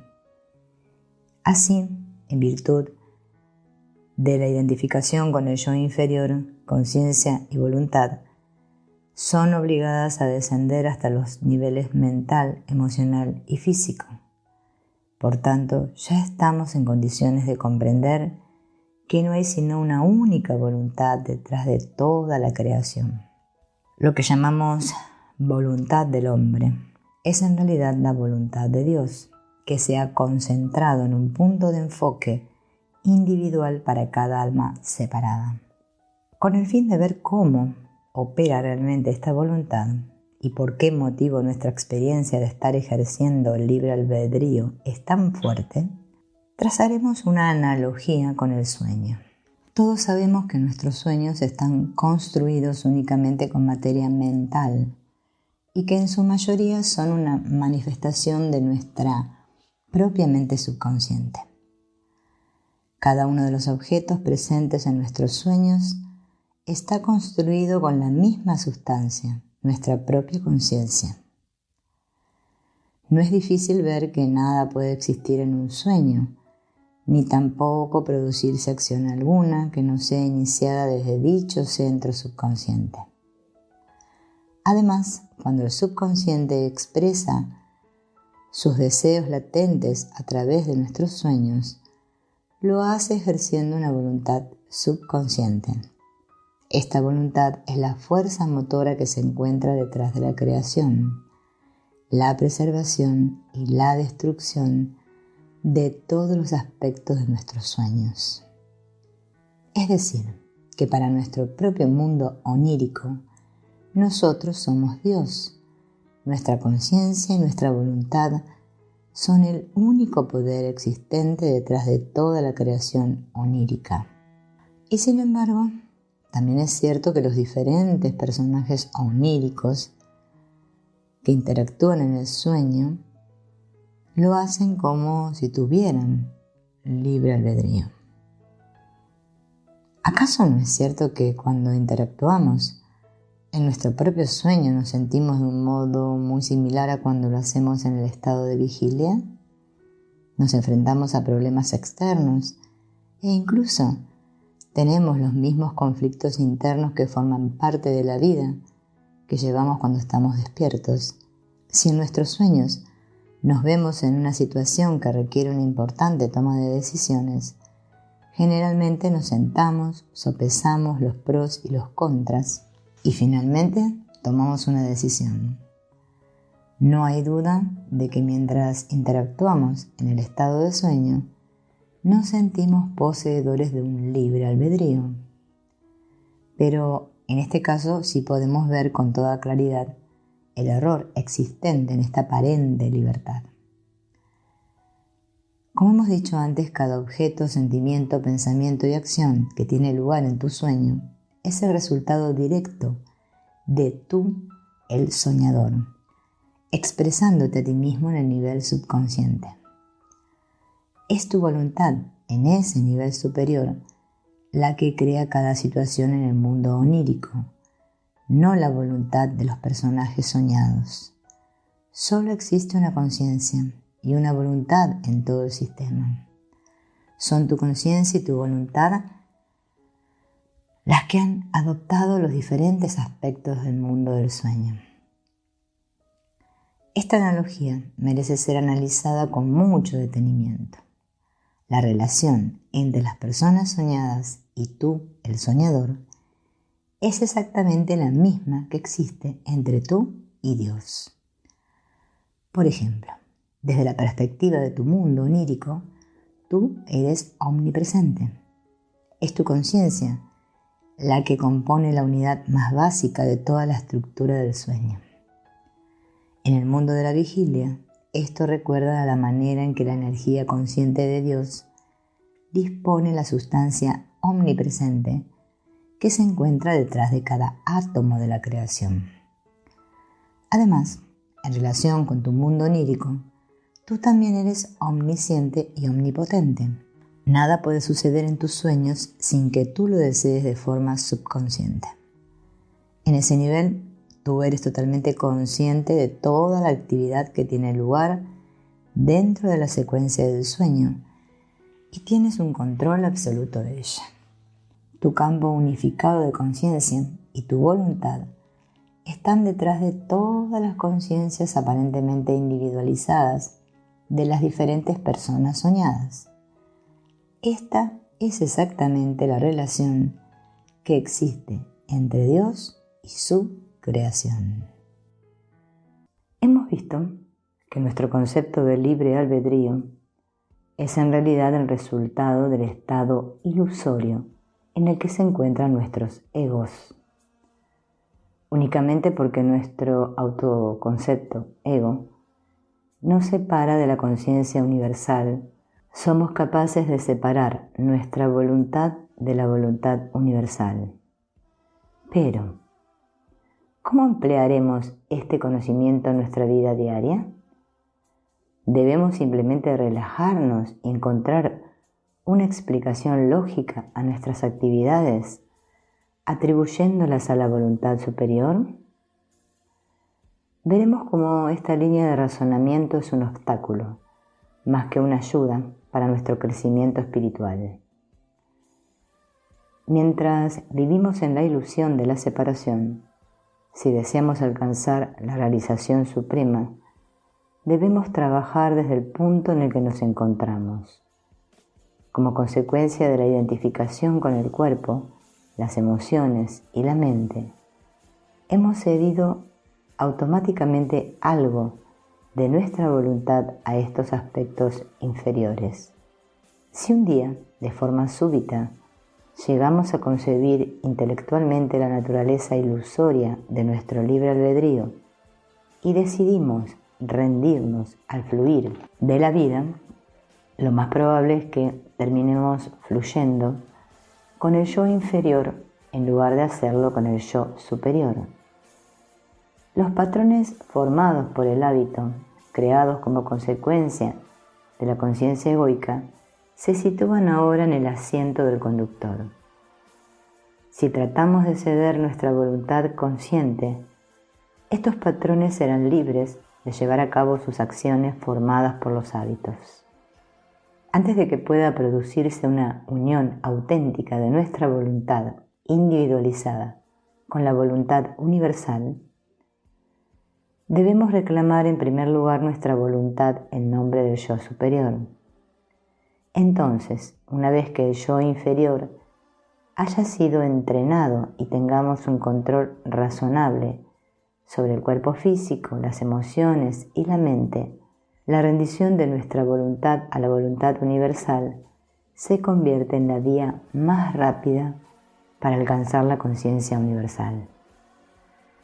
Una vez que nuestros deseos egoicos hayan desaparecido, entonces y solo entonces podremos estar seguros de que las direcciones por las que la vida nos lleva están trazadas directamente por la guía suprema. De otro modo, lo más probable es que terminemos proyectando deseos egoicos de naturaleza subconsciente que tendrán el efecto de dirigir nuestras vidas desde este nivel inferior. Así, en su mayor parte, la vía es un camino que se recorre de un modo gradual. Conforme vayamos liberando nuestra voluntad paso a paso del control de nuestro yo inferior, iremos incrementando de forma continua nuestra sintonía con la voluntad universal. Conforme vayamos sintonizando con la voluntad infinita, disponemos de un canal claro a través del cual ella pueda expresarse. Comenzaremos a experimentar de forma directa nuestro equilibrio con toda la naturaleza. En cada situación recibiremos desde nuestro interior una señal intuitiva que nos dirá qué debemos hacer y qué debemos decir, y siempre traerá como consecuencia los mejores resultados a largo plazo. Cuanto más seriamente deseemos vivir para el infinito, en lugar de hacerlo para lo finito, más llegaremos a conocer la voluntad universal. Pero el primer paso es aprender a ejercitar nuestra voluntad individual, incansablemente y sin miedo, basándola en el razonamiento consciente. Solo de este modo nuestra voluntad será verdaderamente nuestra. Debemos integrar nuestra voluntad en una fuerza dinámica que sea capaz de realizar la voluntad universal bajo cualquier circunstancia.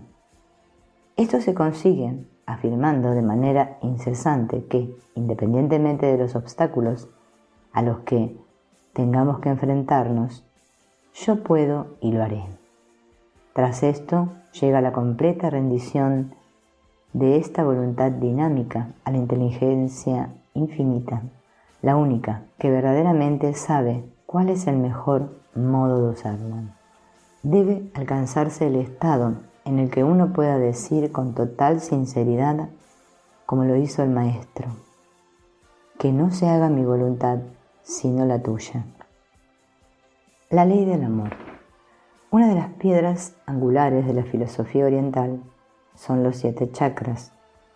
Durante miles de años, estos 7 centros vitales localizados en el cuerpo astral del hombre han desempeñado una función importante en la literatura mística. Por esta razón, no es sorprendente que los chakras proporcionen la base perfecta sobre la que construir nuestro modelo de fuerza amorosa. Sin embargo, con el fin de llevar a cabo este estudio, debemos familiarizarnos antes con las ubicaciones y las funciones básicas de los chakras. El chakra raíz o básico, Muladhara, que está en la base de la espina dorsal. El chakra del vaso o esplénico, Dhisthana, que está sobre el vaso. El chakra del ombligo o umbilical, Manipura, que está en el ombligo sobre el plexo solar. El chakra del corazón o cardíaco, Anahata, sobre el corazón. El chakra de la garganta o laringio, Vishuddha, en la parte frontal de la garganta. El chakra del entrecejo o frontal, Ajna, en el espacio entre las cejas. Y el chakra de la corona o coronal, Sahasrara, en lo alto de la cabeza. Como estos centros psíquicos no existen en el plano físico, las ubicaciones que se proporcionan aquí son únicamente la contraparte física de los chakras astrales. También debe quedar claro que cada vez que utilicemos el término astral, nos estamos refiriendo a esa frecuencia de energía vibratoria en la que existen las emociones. Es decir, los verdaderos sentimientos de miedo, odio, amistad y deseo no existen en el plano físico, puesto que las emociones en sí no están compuestas de átomos. El término que se utiliza habitualmente para designar el plano en el que existen estos aspectos sutiles es el plano astral. Así que ya tenemos una base para comprender la principal función de los chakras. El hecho de que solo existan en el plano astral, que es la frecuencia de vibración emocional, nos indica que deben estar intrínsecamente unidos al funcionamiento de nuestras emociones. Aquellos con unos sentidos astrales suficientemente bien desarrollados nos han enseñado que los 7 chakras son, en realidad, los centros a través de los cuales recibimos nuestras emociones. Cada emoción específica se manifiesta con una frecuencia de vibración única en el nivel astral. Y es a través de estos chakras como nosotros, el receptor consciente, llegamos a percibir estas vibraciones emocionales. Pero este papel de mecanismo sensorial emocional es solo una de las funciones de los centros psíquicos. La otra función fundamental de los chakras es la de ser almacén y estación de retransmisión de la energía prana que fluye a través de nuestros aspectos físicos, emocionales y mentales. El yoga nos enseña que el prana, la fuerza vital, entra en el sistema a través de la médula oblongata, localizada en la base del cuello, donde la espina dorsal se encuentra con el cerebro. Este centro medular es en realidad el polo opuesto del chakra del entrecejo, el ojo espiritual, y de ese modo constituye un extremo del campo de fuerza que es el 6º chakra. Después de penetrar a través de la médula, la energía suele fluir hacia abajo, a lo largo de la espina dorsal, donde queda almacenada en el chakra raíz.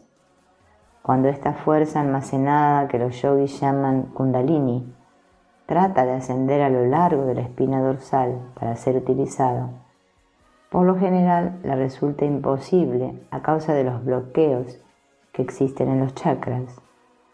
Estos bloqueos de los centros psíquicos superiores son el resultado directo de la baja frecuencia de las vibraciones emocionales que el hombre alberga. Dicho de otro modo, dado que estos 7 centros psíquicos desempeñan la doble función de percibir nuestras vibraciones emocionales y transmitir el flujo de energía, el nivel de nuestras emociones afectará al nivel del flujo de energía y viceversa. Sobre esta interdependencia de las emociones y el flujo de energía, construiremos nuestra ley del amor. El primer paso en nuestro análisis será darnos cuenta de que cuando el flujo de energía se centra principalmente en el primer chakra, situado en la base de la espina dorsal, nuestro nivel de conciencia está determinado por las propiedades de este centro. Examinando esas propiedades vemos cómo los deseos asociados al chakra de la raíz son los impulsos humanos más básicos, los instintos animales, la preocupación por la comida, el vestido y el refugio, en el nivel mínimo necesario para el mantenimiento de la vida. Nos dibuja la imagen de un hombre que vive completamente para sí mismo. Todas las energías emocionales o mentales están centradas en este nivel inferior, creando un bloqueo de las razones más elevadas que todos los seres humanos somos capaces de mostrar. Una vez ha pasado la emergencia consistente de asegurar el bienestar del cuerpo, el hombre tiene tiempo para mirar fuera de sí mismo y apuntar sus energías inspiradoras y dirigidas por el deseo hacia un nivel más social.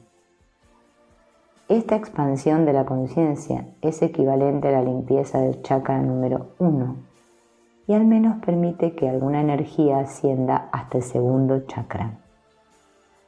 Sin embargo, este segundo centro está separado del primero solo por un pequeño paso y también está relacionado fundamentalmente con los impulsos animales. En esta ocasión se trata de aquellos impulsos que necesitan una interacción para verse satisfechos, tales como el impulso sexual básico y el deseo resultante de formar una unidad familiar.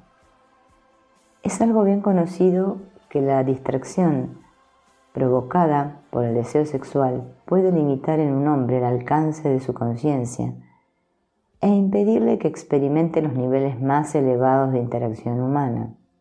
Alguien cuya mente esté siempre pensando en el sexo termina considerando a todas las mujeres como objetos sexuales y a todos los varones como competidores. Independientemente de a dónde se dirija esta persona y de con quién se encuentre, sus relaciones pertenecerán siempre a un nivel inferior. Esto es debido a ese único deseo que tiñe y distorsiona las percepciones conscientes.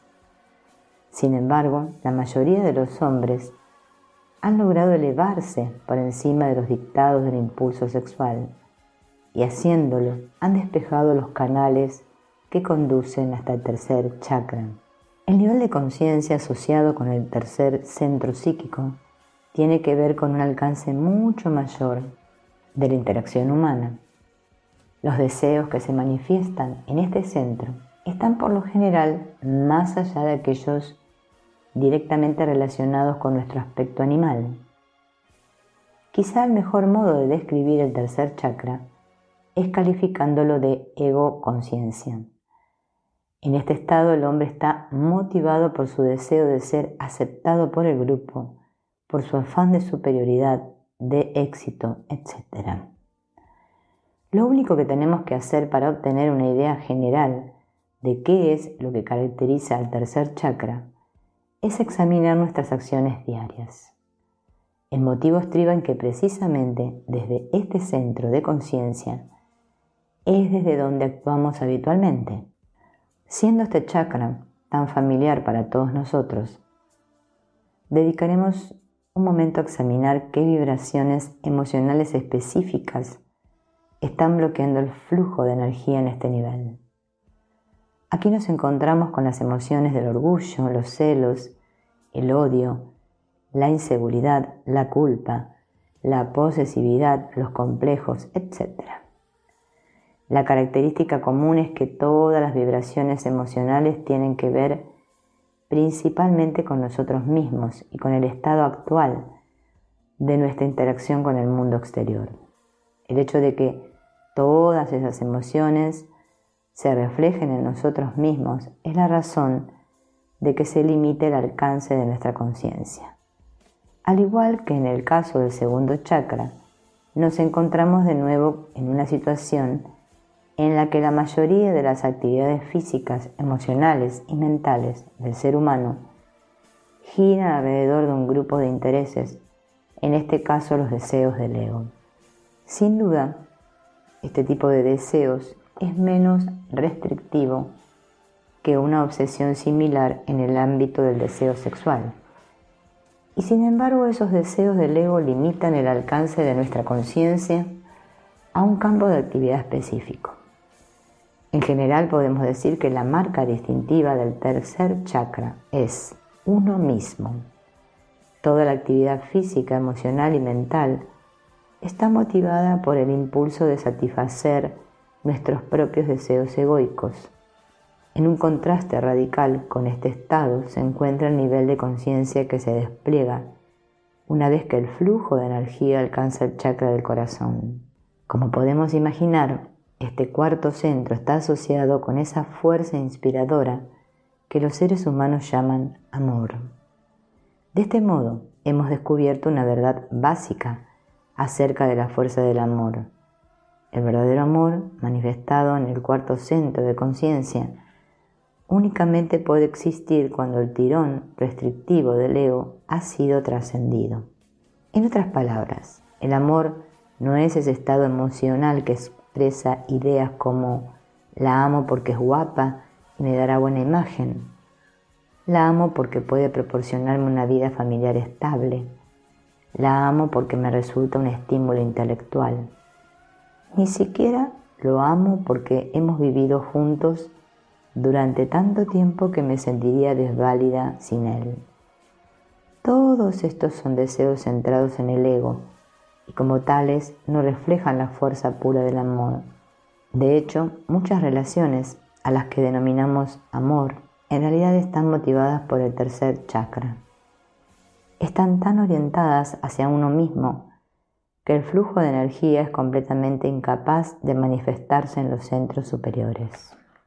Sin embargo, todos hemos experimentado en alguna ocasión, al menos, una apertura parcial del centro del corazón.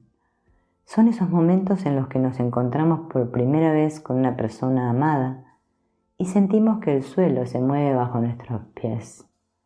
Experimentamos realmente cómo se nos derrite el corazón, como si una serie de cálidas sensaciones fluyeran en esa área. De hecho, eso es exactamente lo que está sucediendo. Todas las características de ese estado de amor están causadas directamente por la energía que fluye a través del cuarto chakra. Cuando en nuestras vidas tiene lugar un acontecimiento lo suficientemente intenso como para apartar nuestra conciencia de los deseos orientados hacia uno mismo, la energía se ve libre para ascender a borbotones hacia los centros superiores. Este despertar del chakra del corazón, junto con todos los efectos resultantes de orden físico, emocional y mental, es a lo que nos referimos cuando usamos la palabra amor. Características de la fuerza del amor. El amor es autosuficiente. Una vez comprendida la verdadera naturaleza del amor y examinada la metafísica que hay detrás de su existencia, ya podemos estudiar algunas de sus principales características. Para empezar, debemos ser conscientes de que el amor es una fuerza completamente interior, que no depende en modo alguno de ningún acontecimiento externo para su existencia. Debido a la relación de las vibraciones del aura, dos individuos pueden derretirse de amor de forma súbita, estando uno en compañía del otro. Aunque se trata de una experiencia abrumadora, debemos procurar no confundir el estímulo de la reacción amorosa con la reacción en sí misma. La chica de la que nos hemos enamorado solo está desempeñando el papel de alguien con vibraciones suficientemente fuertes como para que nuestra mente abandone nuestros pensamientos y emociones centrados en nosotros mismos y se dirija hacia ella. Esta expansión de la conciencia más allá de los límites de uno mismo permite a la energía ascender hasta un centro superior y entonces se experimenta el amor. Así pues, el amor es una fuerza que siempre existe en nuestro interior y como tal no depende de ninguna persona o experiencia en particular para su existencia. Quizá el modo más fácil de darnos cuenta de esto es pensar en el estado mental general en el que nos hallamos cuando nos hemos enamorado. Durante esos periodos maravillosos, estamos tan absolutamente absorbidos por el amor que da la sensación de que estamos enamorados de cada persona con la que nos cruzamos. En ese estado es difícil decir de quién estamos enamorados, porque podemos llegar a sentir estímulos tan fuertes de la fuerza del amor hacia otras personas como los que sentimos por la persona que abrió inicialmente nuestro cuarto chakra. Además, mientras ese chakra permanezca abierto, podremos sentir la misma vibración amorosa hacia toda la naturaleza. Si vemos volar una bandada de pájaros, sentiremos igualmente las pulsaciones del divino néctar fluyendo a través de nosotros. Esto puede sucedernos incluso con las florecillas del camino o hasta con una roca. Una vez que ese chakra ha sido despejado y estamos enamorados, que es como estar sumergidos en agua, ya estamos en ello, independientemente de lo que suceda en el mundo exterior. Sin embargo, la mayoría de nosotros tiende a asociar este sentimiento únicamente a la persona que inicialmente nos puso en ese estado de conciencia amorosa. Sea como fuere, existe una experiencia que sin lugar a dudas muestra la naturaleza autónoma de la fuerza del amor. Muchos de los que practican meditación han experimentado el hecho de sentarse a solas en una habitación a la luz de las velas, sin pensar en otra cosa que no fuera la técnica de meditación, cuando de repente una serie de sensaciones indescriptibles han comenzado a llenar su ser. El corazón se funde, una sensación característica de hormigueo atraviesa el cuerpo y se produce una experiencia de dicha imposible de expresar con palabras. Podemos encontrar la explicación para esta experiencia interior entre los antiguos videntes yógicos de la India. Se trata únicamente de uno de los muchos pasos a lo largo de la vía espiritual, hasta la conciencia universal. El yoga es la ciencia que estudia cómo despejar los chakras de un modo sistemático, de manera que seamos capaces de elevar nuestra energía a voluntad a lo largo de nuestra espina dorsal. En otras palabras, la apertura del cuarto chakra puede ser provocada directamente, despejando científicamente los centros inferiores. Una vez se ha producido esto, las sensaciones que siguen son las mismas que las propias de estar enamorado. Sin embargo, en esta ocasión, nos encontramos frente al desconcertante problema de decidir. ¿De quién estamos enamorados? Hemos sintonizado con la fuerza amorosa sin necesidad de ningún catalizador externo. La verdadera belleza de esta experiencia consiste en que cuanto más a menudo abramos el chakra del corazón y mantengamos a los chakras inferiores libres de desechos emocionales, con mayor frecuencia seremos capaces de vivir enamorados durante el curso de nuestra vida diaria, hasta alcanzar finalmente el punto en el que sintamos amor por todo el mundo. En ese estado, la más mínima palabra amable, gesto amistoso o manifestación de la belleza de la naturaleza abrirá los chakras y nos fundirá en el amor una y otra vez.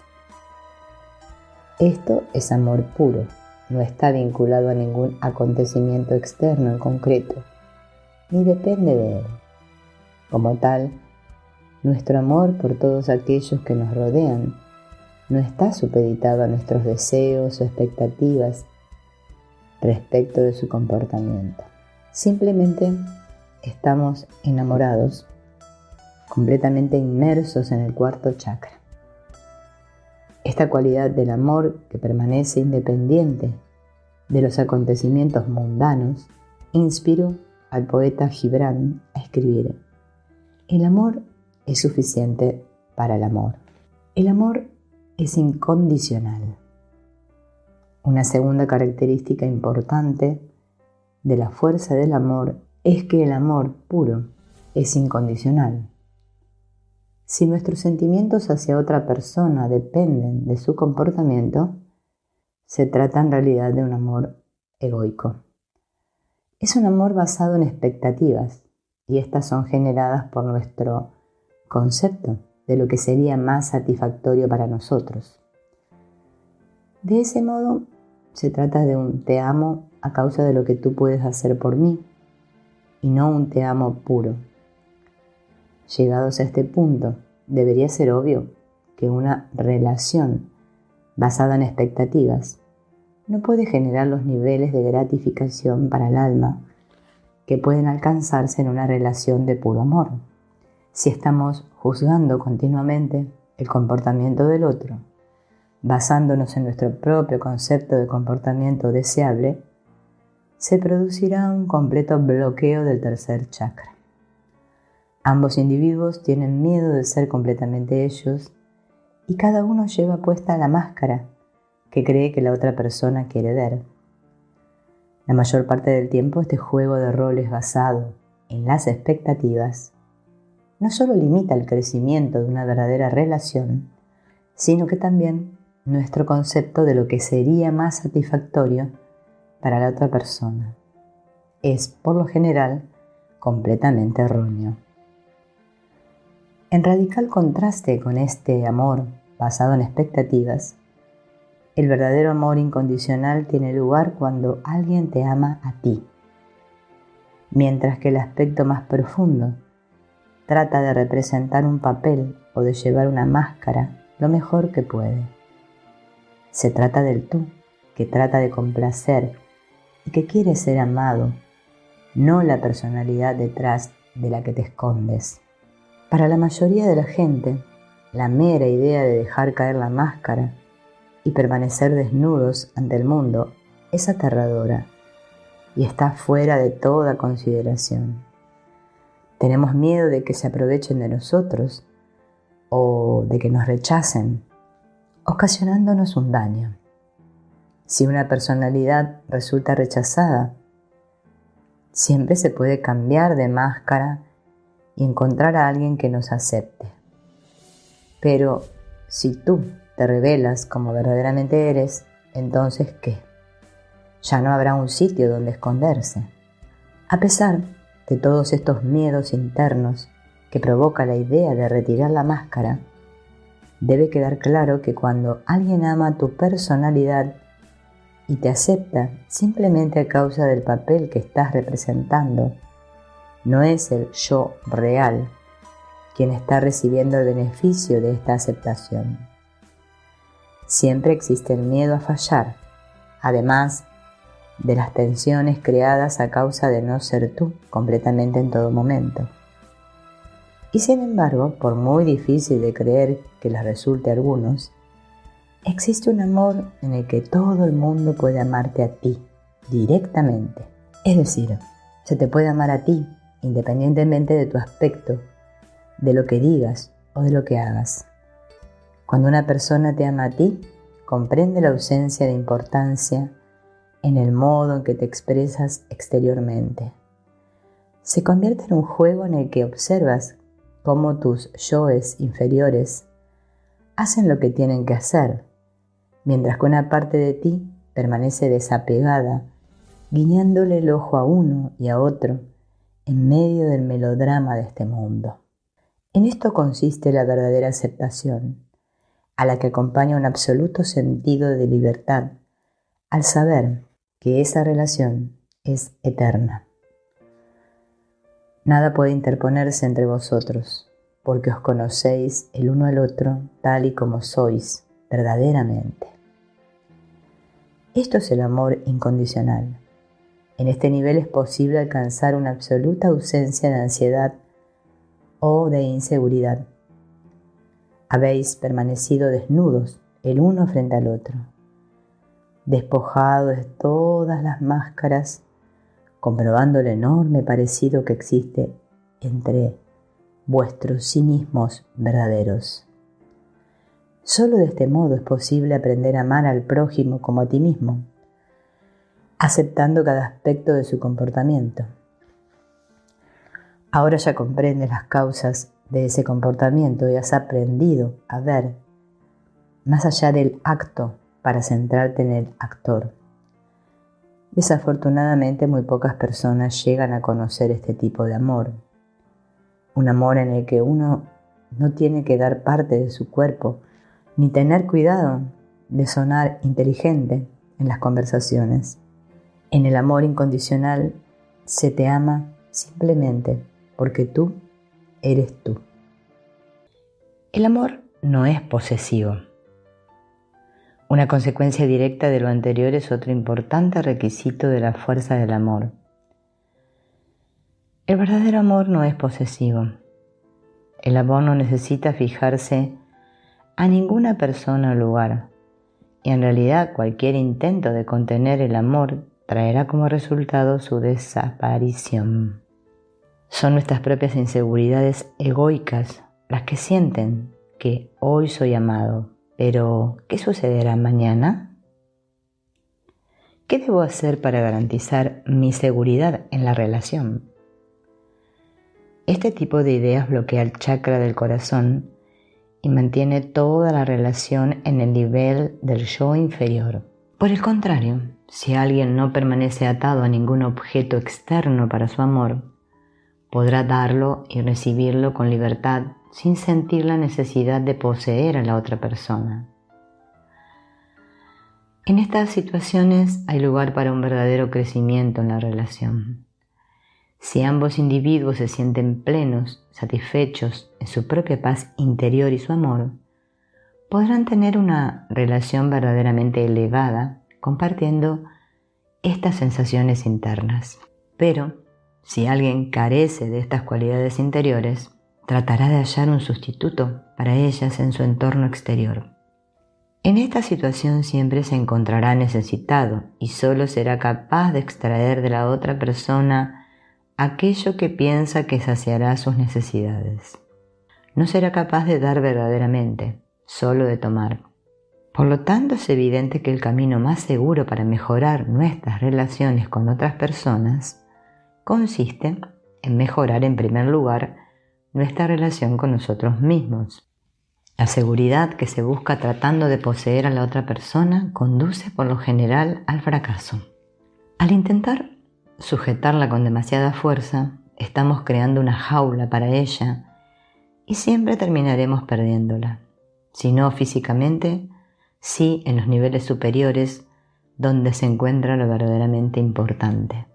El espacio debe ser lo suficientemente amplio como para que dos almas crezcan juntas en el amor.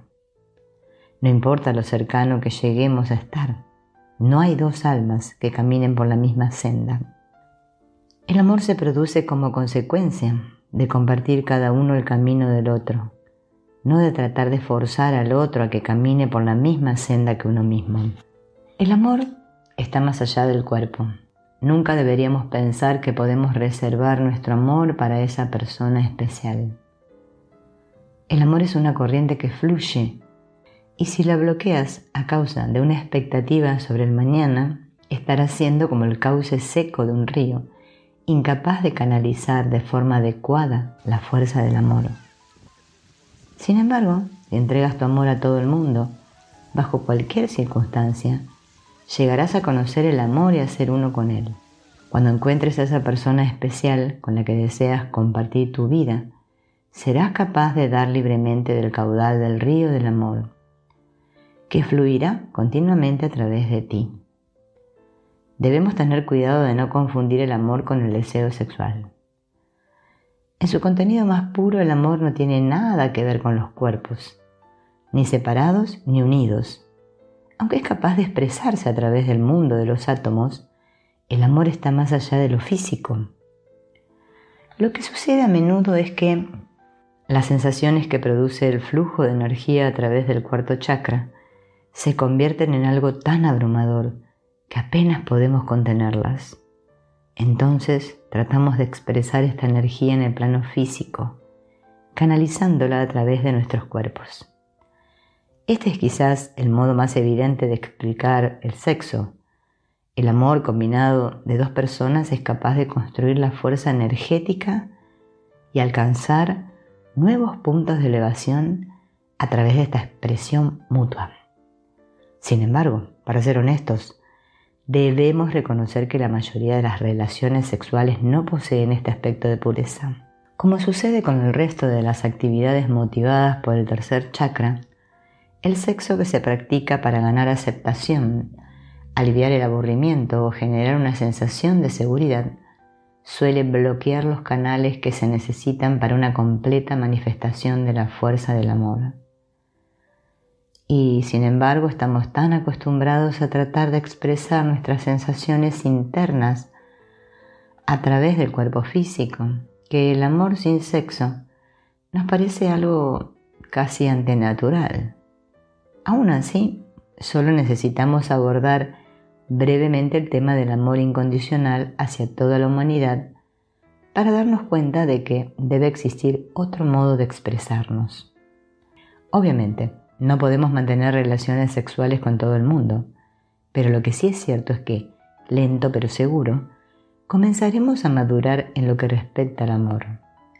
Descubriremos que permitiendo que su fuerza permanezca en calma dentro de nosotros, ésta comenzará a florecer. La energía amorosa que no se gasta en una expresión física crea las semillas de las que crecerán realizaciones de verdadero amor con un carácter cada vez más profundo. Esta fuerza amorosa comenzará a expresarse a sí misma en cada palabra, cada acción, cada pensamiento. Incapaz de dirigir su expresión hacia un cuerpo individual específico, crecerá con rapidez, tratando de buscar su expresión de cualquier modo posible. Una vez haya alcanzado este estado, cada tarea comenzará a producir las mismas olas beatíficas de amor que antes requerían de un contacto físico. Así pues, vemos una y otra vez que el amor es una fuerza interior que no debe ser vinculada erróneamente a ningún individuo. Al contrario, si el amor es verdaderamente puro, se compartirá automáticamente de forma incondicional y no posesiva con todos los individuos. Cuando uno alcanza a comprender lo que verdaderamente es la fuerza del amor, abandona la necesidad de compartirlo con un único individuo. Todas las cosas se convierten en una sola para el hombre que ha entrenado su mente para verlas como verdaderamente son, una manifestación de la fuente única de energía que existe detrás de toda la creación.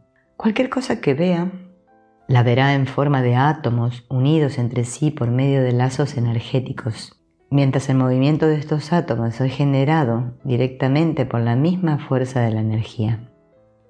Si su fuerza amorosa se ve estimulada por una manifestación de la belleza de la naturaleza, contemplará, a través del velo ilusorio de la creación, concentrando su amor en esa energía consciente, que en todo momento se encuentra creando, preservando y destruyendo todos los diferentes aspectos de la creación. Si su mirada se posa en una mujer increíblemente bella, su mente se centrará de nuevo en la milagrosa energía que dispone que unos simples electrones, protones y neutrones se manifiesten adoptando un aspecto tan exquisito. No existe sensación alguna que pueda experimentarse por medio de los 5 sentidos físicos equiparable a la beatitud que colma todo el ser de aquel que vive con sus chakras abiertos. El mismo acto de entrenar la mente para ver la creación con ojos que ven tiene el efecto de liberarnos de forma permanente de todo el melodrama del mundo. Una vez que vemos que todas las cosas son realmente manifestaciones del campo de fuerza uno, omnipresente y omnisciente, ¿cómo podremos concebir las nociones de bueno y malo, hermoso y feo, deseable e indeseable? Como todo es uno, aprendemos a aceptarlo todo. Y lo que es más importante, aprendemos a amarlo todo. Comenzamos a amar a Dios, la fuerza inteligente que lo mantiene todo unido. Este amor a Dios no es algo que se pueda aprender en la catequesis, ni que pueda ser inculcado basándose únicamente en el temor a las sagradas escrituras. El amor por aquel que es infinito surge de forma natural conforme empezamos a centrar nuestra atención diaria en las realidades del universo, corroboradas por la ciencia, en lugar de hacerlo en las ilusiones creadas por los sentidos. Pensar en el lugar infinitesimal que ocupamos en la estructura universal tiene el efecto de humillar rápidamente al ego. ¿Cómo podrían existir el orgullo, el miedo, la envidia en una mente que piensa continuamente en el infinito? En este entorno mental, el ego comienza a menguar y con ello se produce la limpieza del sistema de chakras. El individuo asocia de forma natural el flujo de la fuerza del amor con aquello que lo estimula, en este caso el infinito. Así pues, vemos que el amor a Dios es en realidad el único amor verdaderamente puro. Sus cualidades son que siempre está manifestado debido a la naturaleza omnipresente de la inteligencia infinita, que es totalmente incondicional, ya que ella es la que está detrás del bien y del mal, que está libre del sentimiento restrictivo de posesividad, ya que se manifiesta igualmente en todos los aspectos de la creación.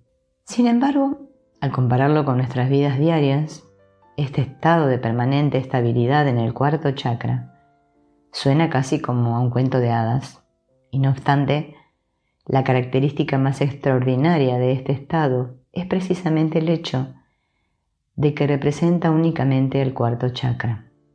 Esto significa que existen 3 centros más asociados con estados de conciencia incluso más elevados. Comenzando nuestra breve exploración de los 3 centros superiores, comprobamos cómo la estimulación del quinto chakra, el chakra de la garganta, representa la completa evolución del aspecto mental del hombre. Del mismo modo que la energía centrada en el cuarto centro, el centro del corazón, representa las vibraciones emocionales superiores, el amor incondicional. Así también la energía centrada en el quinto representa el estado mental superior, la sabiduría. Sin embargo, esta no debe ser confundida con el conocimiento, de naturaleza acumulativa. A su vez, ese estado de sabiduría proporciona el entorno necesario para eliminar los bloqueos del sexto chakra. Alguien que use de forma continua sus poderes mentales desarrollados para discernir la energía que subyace en todo lugar y en todo tiempo, pronto comenzará a identificarse cada vez más con esa energía. La mente posee la siguiente cualidad: cualquier cosa en la que se concentre durante un tiempo se convertirá en su objeto de identificación. Cuando nuestras mentes están centradas en el estado de la conciencia corporal, vivimos bajo la ilusión de que yo soy el cuerpo. Pero cuando esta misma mente llega a concentrarse de forma continua en la energía omnipresente, comienza a sentir intuitivamente que yo soy energía. Cuando esta identificación se ha completado, el alma se libera de cualquier tipo de atadura con el cuerpo, las emociones o la mente, puesto que en realidad el alma es energía consciente, una manifestación individual de la energía universal consciente. Así pues, cuando la mente se libera de su identificación con el yo inferior, adopta la cualidad de un espejo sin defectos, capaz de reflejar a la perfección la verdadera naturaleza del alma. Es este aquietamiento de la mente lo que permite realmente que la energía fluya hasta el sexto chakra. Este chakra se asocia con la conciencia del alma, y en este estado el alma es capaz de percibirse a sí misma como pura energía consciente. El sexto chakra tiene 2 polos, el centro medular localizado en la base del cuello y el centro del entrecejo, ojo espiritual, Cuando la energía consciente que penetra a través del centro medular es proyectada hacia adelante hasta el ojo espiritual, en lugar de permitir que descienda a lo largo de la espina dorsal hasta los chakras inferiores, una hermosa luz comienza a brillar en esta área frontal. Conforme pasemos cada vez más tiempo meditando sobre esta luz, llegaremos a comprender de forma intuitiva que yo soy esa luz. En realidad se trata de la luz del alma, puesto que el alma es luz, es decir, energía. Con el sexto chakra abierto somos capaces de percibir directamente nuestra verdadera naturaleza. Somos la luz que se ha hecho carne. Es más, somos capaces de ver que el modo mediante el cual nos hemos hecho carne es el descenso de la energía consciente a lo largo de la espina dorsal, identificándose con los centros inferiores que allí se encuentran. Finalmente, del mismo modo que el sexto chakra representa la percepción intuitiva y directa de la conciencia del alma, el séptimo chakra representa el estado de la conciencia universal. Una vez trascendida toda identificación ilusoria con el cuerpo, las emociones y la mente, el alma comienza a pasar cada vez más tiempo centrada en ella misma. Debe insistirse en el hecho de que no se trata de un estado intelectual, sino de una realización directa de la verdad suprema. Una vez completada la identificación con la luz interior, en el grado superior de realización, el alma ve cómo esta energía luminosa que soy yo es la misma energía luminosa que está detrás de cada alma y de cada átomo de la creación. Esta identificación final y completa con la fuente absoluta una y única es el estado de conciencia universal. Este estado está asociado con el loto de 1000 pétalos, situado en la coronilla del séptimo chakra, y representa la meta final de todo el proceso evolutivo.